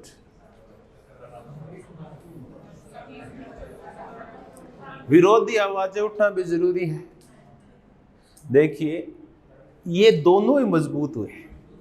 कौन है? पहले तो इसकी व्यवस्था करते हैं कि संघात्मक व्यवस्था क्या हुई? मजबूत हुई। संघात्मक व्यवस्था तब कमजोर होती है जब सारी शक्तियां राज्यों से लेकर कौन हड़प लेता है, तब केंद्र बार बार जब 356 लगाता है, तो फिर संघात्मक व्यवस्था नहीं रहती, वो तो एकात्मक हो जाती है। संघात्मक व्यवस्था वो होती है जिसमें राज्य एक स्वायत्त भूमिका में होते हैं। अब 356 का प्रयोग बंद हो गया जब से कौन सी सरकारें आई? गठबंधनात्मक सरकारें। वरना पहले इसकी सरकार आई मोरारजी की, कितने राज्यों से सरकारें चली गई? नहीं, वो राष्ट्रपति शासन लगा दिया शायद 8-9 जगह। जब इंदिरा गांधी आई तो 8-9 जगह क्या लगा दिया? उसने लगा दिया। अब नहीं लगते, अब यदा कदा और मजबूरी में लगाए जाते हैं। 356 का प्रयोग अब नहीं किया जाता। 1990 के बाद बहुत ही कम हो गया। दूसरा तो इससे राज्यों को है ना बार्गेनिंग का भी मौका मिला। राज्य अब केंद्र से बार्गेनिंग करते हैं। इस व्यवस्था को बोलते हैं कौन सी व्यवस्था? संघात्मीकरण हो गया। तो इन क्षेत्रीय दलों के उभार ने संघात्मक व्यवस्था को मजबूत किया, क्योंकि राज्यों का महत्व बढ़ गया। चंद्रबाबू नायडू प्रधानमंत्री को फोन करता है अटल बिहारी जी को, अटल बिहारी जी कैसे हैं? अटल बिहारी जी भाग के खड़े होते हैं, अरे ठीक है भैया जी, आप सुनाओ आप कैसे हो? 2 कविताएं सुनाते हैं उसको। वरना ये अगर गठबंधन सरकारें नहीं होती, अटल बिहारी जी चंद्रबाबू नायडू का फोन नहीं उठाते, कविताएं सुनाना तो बहुत दूर की बात है। तो संघात्मक व्यवस्था क्या हुई? मजबूत हुई। इससे इसी को संघात्मीकरण, ये फेडरलाइजेशन बोलता है बलवीर अरोड़ा। ये प्रोफेसर है शायद कौन सी यूनिवर्सिटी में, बलवीर अरोड़ा।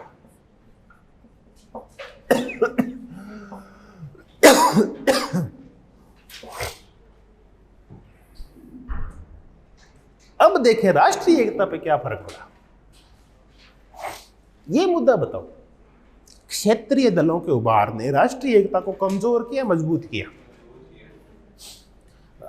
राष्ट्रीय एकता मजबूत हुई क्योंकि राज्य ने जो दल आए जो, और उन्होंने गठबंधन बना के कहां भागीदारी की? सेंटर में भागीदारी की। बहुत सारे जो क्षेत्रीय दल थे उनके नेता सेंटर में कैबिनेट में मिनिस्टर बन गए। लालू बन गया, ममता बनर्जी की पार्टी बन गई, डीएमके एआईडीएमके के मंत्री बनने लगे कहां? सेंटर में। अब इनको पता चला कि सेंटर चलता कैसे है, एक राज्य सेंटर है नहीं है। तब डीएमके के जो आते थे वो सारे पूरे देश का दौरा करते थे। अब वो सिर्फ अपने राज्य के बारे में नहीं सोचते, बल्कि किसके बारे में सोचते हैं? पूरे देश के बारे में। तो क्षेत्रीय दल जैसे ही गठबंधन में आए और मंत्री बने और सरकार के भागीदार बने, तो इन्होंने अपनी जो क्षेत्रीयता का जो एक आवरण था उस आवरण को छोड़ दिया और किसके साथ जुड़ गए? राष्ट्रीयता के साथ जुड़ गए। अब वो सिर्फ डीएमके और एडीएमके वाले सिर्फ तमिलनाडु के बारे में नहीं सोचते, बल्कि किसके बारे में सोचते हैं? पूरे देश के बारे में सोचते हैं। तो इससे ना राष्ट्रीय एकता मजबूत हुई, किसके उभार से? क्षेत्रीय दलों के उभार से। क्योंकि क्षेत्रीय दलों ने अपनी संकीर्णताएं छोड़ दी और उन्होंने अपनी पहचान को आत्मसात कर लिया। वो अपने आप को भारत का कहने लगे, न कि अपने अपने क्षेत्र का, क्योंकि वो भारत का रिप्रेजेंटेशन कर रहे हैं, क्योंकि गठबंधन सरकार में भागीदार है, उनके मंत्री है वहां। तो इसे राष्ट्रीय एकता बहुत ज्यादा मजबूत हुई। तो हमने देखा बलवीर अरोड़ा का संघात्मीकरण। अब ये क्या है फिर? अर्ध परिसंघ। ये बड़ा मजेदार शब्द है, डगलस बर्नी का है ये जरूर याद रखना। ये शब्द कम आता है नजर में। क्वासी कॉन्फेडरेशन, हम इसकी चर्चा कर रहे हैं, क्वासी कॉन्फेडरेशन की। ये फेडरलाइजेशन किसका है? बलवीर अरोड़ा का। इसको बलवीर अरोड़ा को मैं हटाता हूं यहां से और डगलस बर्नी की चर्चा करते हैं। डगलस बर्नी कहता है, हटाना नहीं, दोबारा सब पे चर्चा करते हैं। डगलस बर्नी,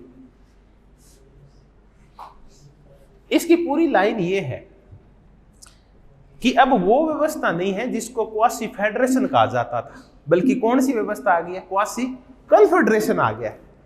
अब व्यवस्था अर्ध संघात्मक नहीं है, बल्कि अर्ध संघात्मक से क्या हो चुकी है? अर्ध परिसंघात्मक हो चुकी है। ये है इसकी पूरी लाइन कि अब अर्ध परिसंघ क्या, सॉरी, अर्ध संघ क्या बन गया है? अर्ध परिसंघ बन गया है। अब संघ में और परिसंघ में फर्क क्या होता है? फेडरेशन में और कॉन्फेडरेशन में क्या फर्क होता है? अलग होने का अधिकार होता है। अब यहां इसमें अलग होने का अधिकार नहीं लेंगे। इसका तात्पर्य है कि राज्य अब और ज्यादा स्वायत्त हो गए हैं, राज्यों का अलग से वजूद स्थापित हो गया है और राज्य अब सेंटर को कुछ समझते नहीं। तो इसको डगलस बर्नी अर्ध परिसंघात्मक व्यवस्था, क्वासी कॉन्फेडरेशन बोलता है, जो 1989 के बाद आई गठबंधन सरकारों की वजह से, जिसमें कौन से दल मजबूत हुए? क्षेत्रीय दल मजबूत हुए। एक और मजेदार चर्चा है कि इन बिटवीन 3M आया, 1989 के बाद 3M आए। ये कहता है योगेंद्र यादव और सुहास पलसीकर। 3M, योगेंद्र यादव और सुहास पलसीकर।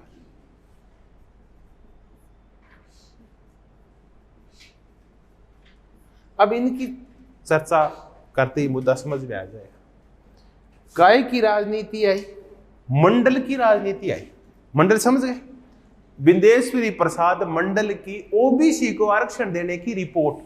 उसके बाद ओबीसी की जातियां, किसान जातियां जो नॉर्थ इंडिया की थी, वो अपना वजूद पहचान गई कि हमारे अंदर भी ताकत है, हम भी अपने नेता स्वतंत्र रूप से खड़ा कर सकते हैं। अब हम कांग्रेस के साथ नहीं रहेंगे क्योंकि हमें वहां क्या नहीं मिलता, रिप्रेजेंटेशन नहीं मिलता। मंडल कमीशन की वजह से कौन सी प्रणाली आई, उत्तर कांग्रेस, क्योंकि इसने ना ओबीसी को तोड़ दिया कांग्रेस से।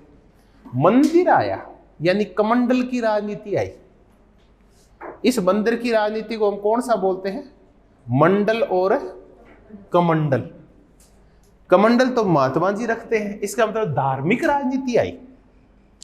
और इस धार्मिक राजनीति के ऊपर, दक्षिणपंथी राजनीति के ऊपर, और राम मंदिर के मुद्दों के ऊपर, और राष्ट्रीय संस्कृति, एक देश एक संस्कृति के ऊपर, उग्र राष्ट्रवाद के ऊपर सवार होके, और एक दल ने बहुत तेजी से प्रोग्रेस की। जिस दल के पास सिर्फ 2 MP हुआ करते थे 1984 में, वो 96 तक आते आते देश का सबसे बड़ा दल बन गया केंद्रीय स्तर के ऊपर। और 2019 तक आते आते अधिकांश राज्यों में और सेंटर में उसने क्या पसार लिए, पैर पसार लिए। तो वो कौन सी राजनीति है, कमंडल की। ये कब आई, 1989 के बाद आई, जब से रथ यात्राएं शुरू हुई, किसकी, आडवाणी की। तो तीसरा आया मार्केट आया। तो 1989 के बाद LPG आई। अब पार्टी चाहे देवगौड़ा की हो, पार्टी चाहे मनमोहन सिंह की हो, पार्टी चाहे किसी की हो, चाहे बीजेपी की हो, वही बीजेपी जो कभी विरोध किया करती थी किसका, LPG का, जो स्वदेशी का नारा लगाया करती थी, वही बीजेपी आज MNC का पलक पावड़े बिछा के, रेड कारपेट बिछा के क्या कर रही है, स्वागत कर रही है। तो LPG एक ऐसा मुद्दा हुआ जो कोई भी सरकार आई उसके बाद, यहां तक कि कम्युनिस्टों की सरकार ने भी बंगाल में और केरल में LPG को क्या कर लिया, स्वीकार कर लिया। बाजारवाद एक सर्वव्यापक नीति बन चुकी है, निजीकरण, बाजारवाद और ठेकाकरण। अब ये एक पार्टी की बपोती नहीं है, बल्कि अब इसको कम्युनिस्ट पार्टियों तक ने स्वीकार कर लिया है। तो क्या हावी हो गया, एक कॉमन मुद्दा कौन सा खड़ा हो गया, मार्केट का। अब 3 कॉमन मुद्दे हैं, दो तो पक्के ही हैं कि अब आपको ओबीसी जातियों का समर्थन लेना ही पड़ेगा, इनके दावे क्या करने पड़ेंगे, स्वीकार, चाहे कांग्रेस हो चाहे बीजेपी हो, आप इनके दावों को अस्वीकार नहीं कर सकते। ओबीसी के दावों को, इनके दावे सर्वव्यापक हो गए।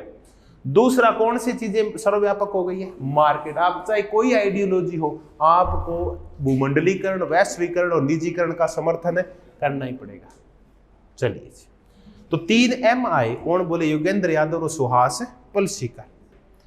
एक हुई मौन क्रांति, silent revolution, rise of lower caste in north India. बहुत ही फेमस बुक है ये, क्रिस्टोफर जेफरलो की, साइलेंट रिवॉल्यूशन, क्रिस्टोफर जेफरलो।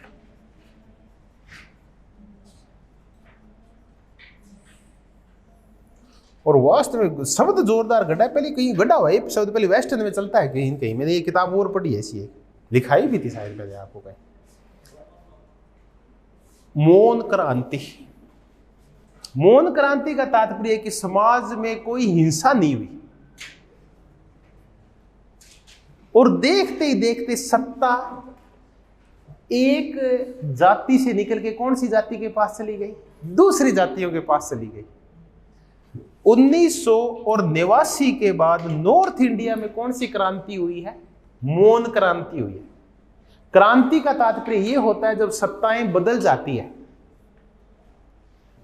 आमूलचूल व्यवस्था में परिवर्तन आ जाता है, राजनीति अपना रूप पूर्णतः परिवर्तित कर लेती, तो उसको हम क्रांति कहते हैं। लेकिन यह क्रांति बिना झगड़े के आई, और देखते ही देखते दलितों ने, और गांव की पिछड़ी जातियों ने सत्ता पे क्या कर लिया, कब्जा कर लिया। तो कौन सी क्रांति है?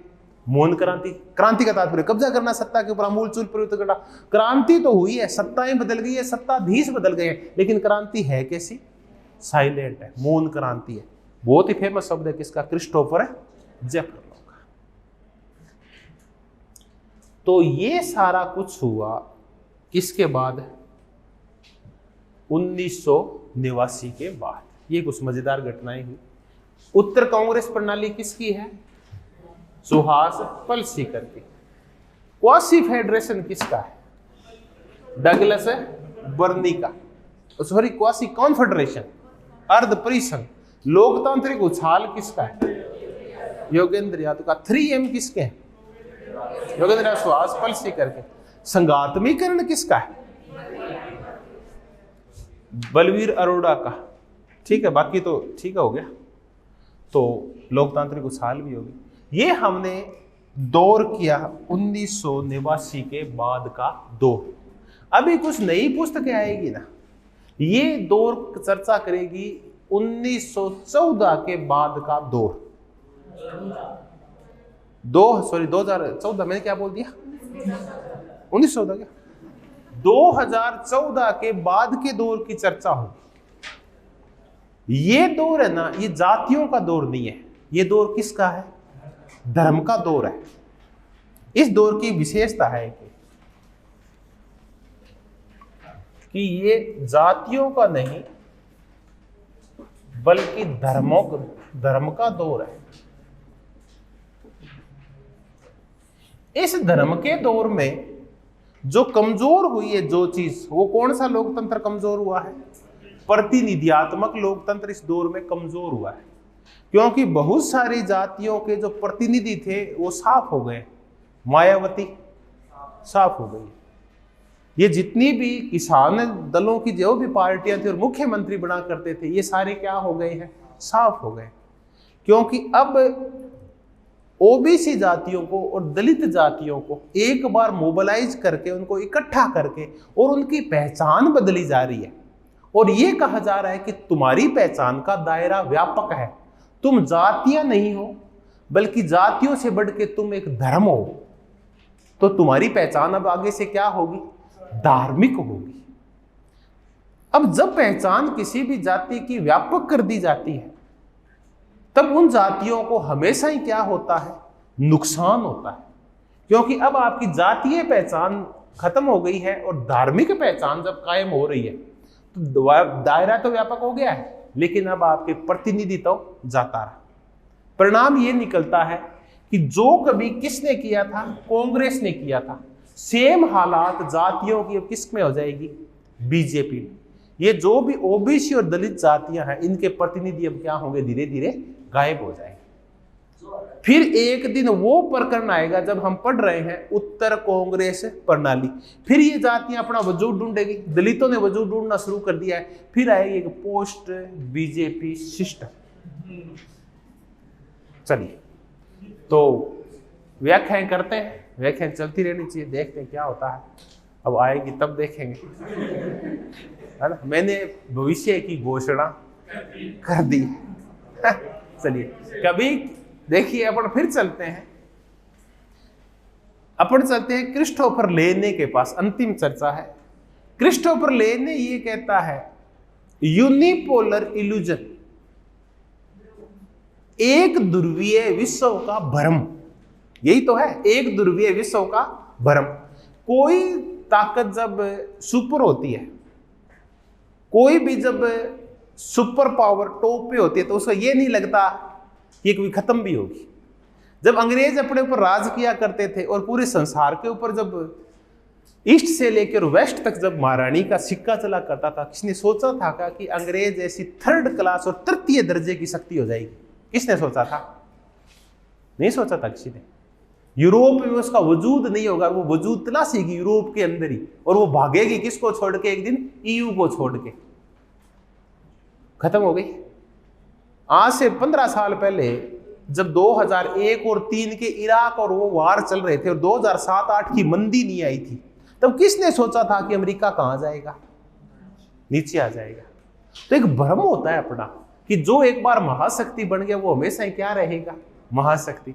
किसने सोचा था कि इंदिरा गांधी जो इतनी बड़ी नेता है, जवाहरलाल नेहरू जो इतनी बड़ी पार्टी का अध्यक्ष है, ये पार्टी एक दिन विपक्षी दल का दर्जा प्राप्त नहीं कर पाएगी और इसकी सीटें घट के 44 रह जाएगी। किसी ने सोचा था कि इतना बुरा हालात होगा, जो कभी पूरे देश पे राज किया करती थी। तो ये सब यूनिपोलर जो इल्यूजन लग रहे हैं आपको, ये मानसिक भ्रम है। कोई भी चीज इस दुनिया में स्थिर है नहीं। तो अभी भी जो आपको लग रहा है ना सब कुछ कि क्या होगा क्या होगा, तो ये भी कोई स्थिर चीज है नहीं है। फिर चुनाव आएंगे, फिर बदलाव होंगे। चलिए कुछ ऐसी उम्मीद के साथ आगे फिर अपन कभी पढ़ेंगे, तो एक नया पार्टी सिस्टम पढ़ेंगे। ठीक है, धन्यवाद, बहुत बहुत धन्यवाद।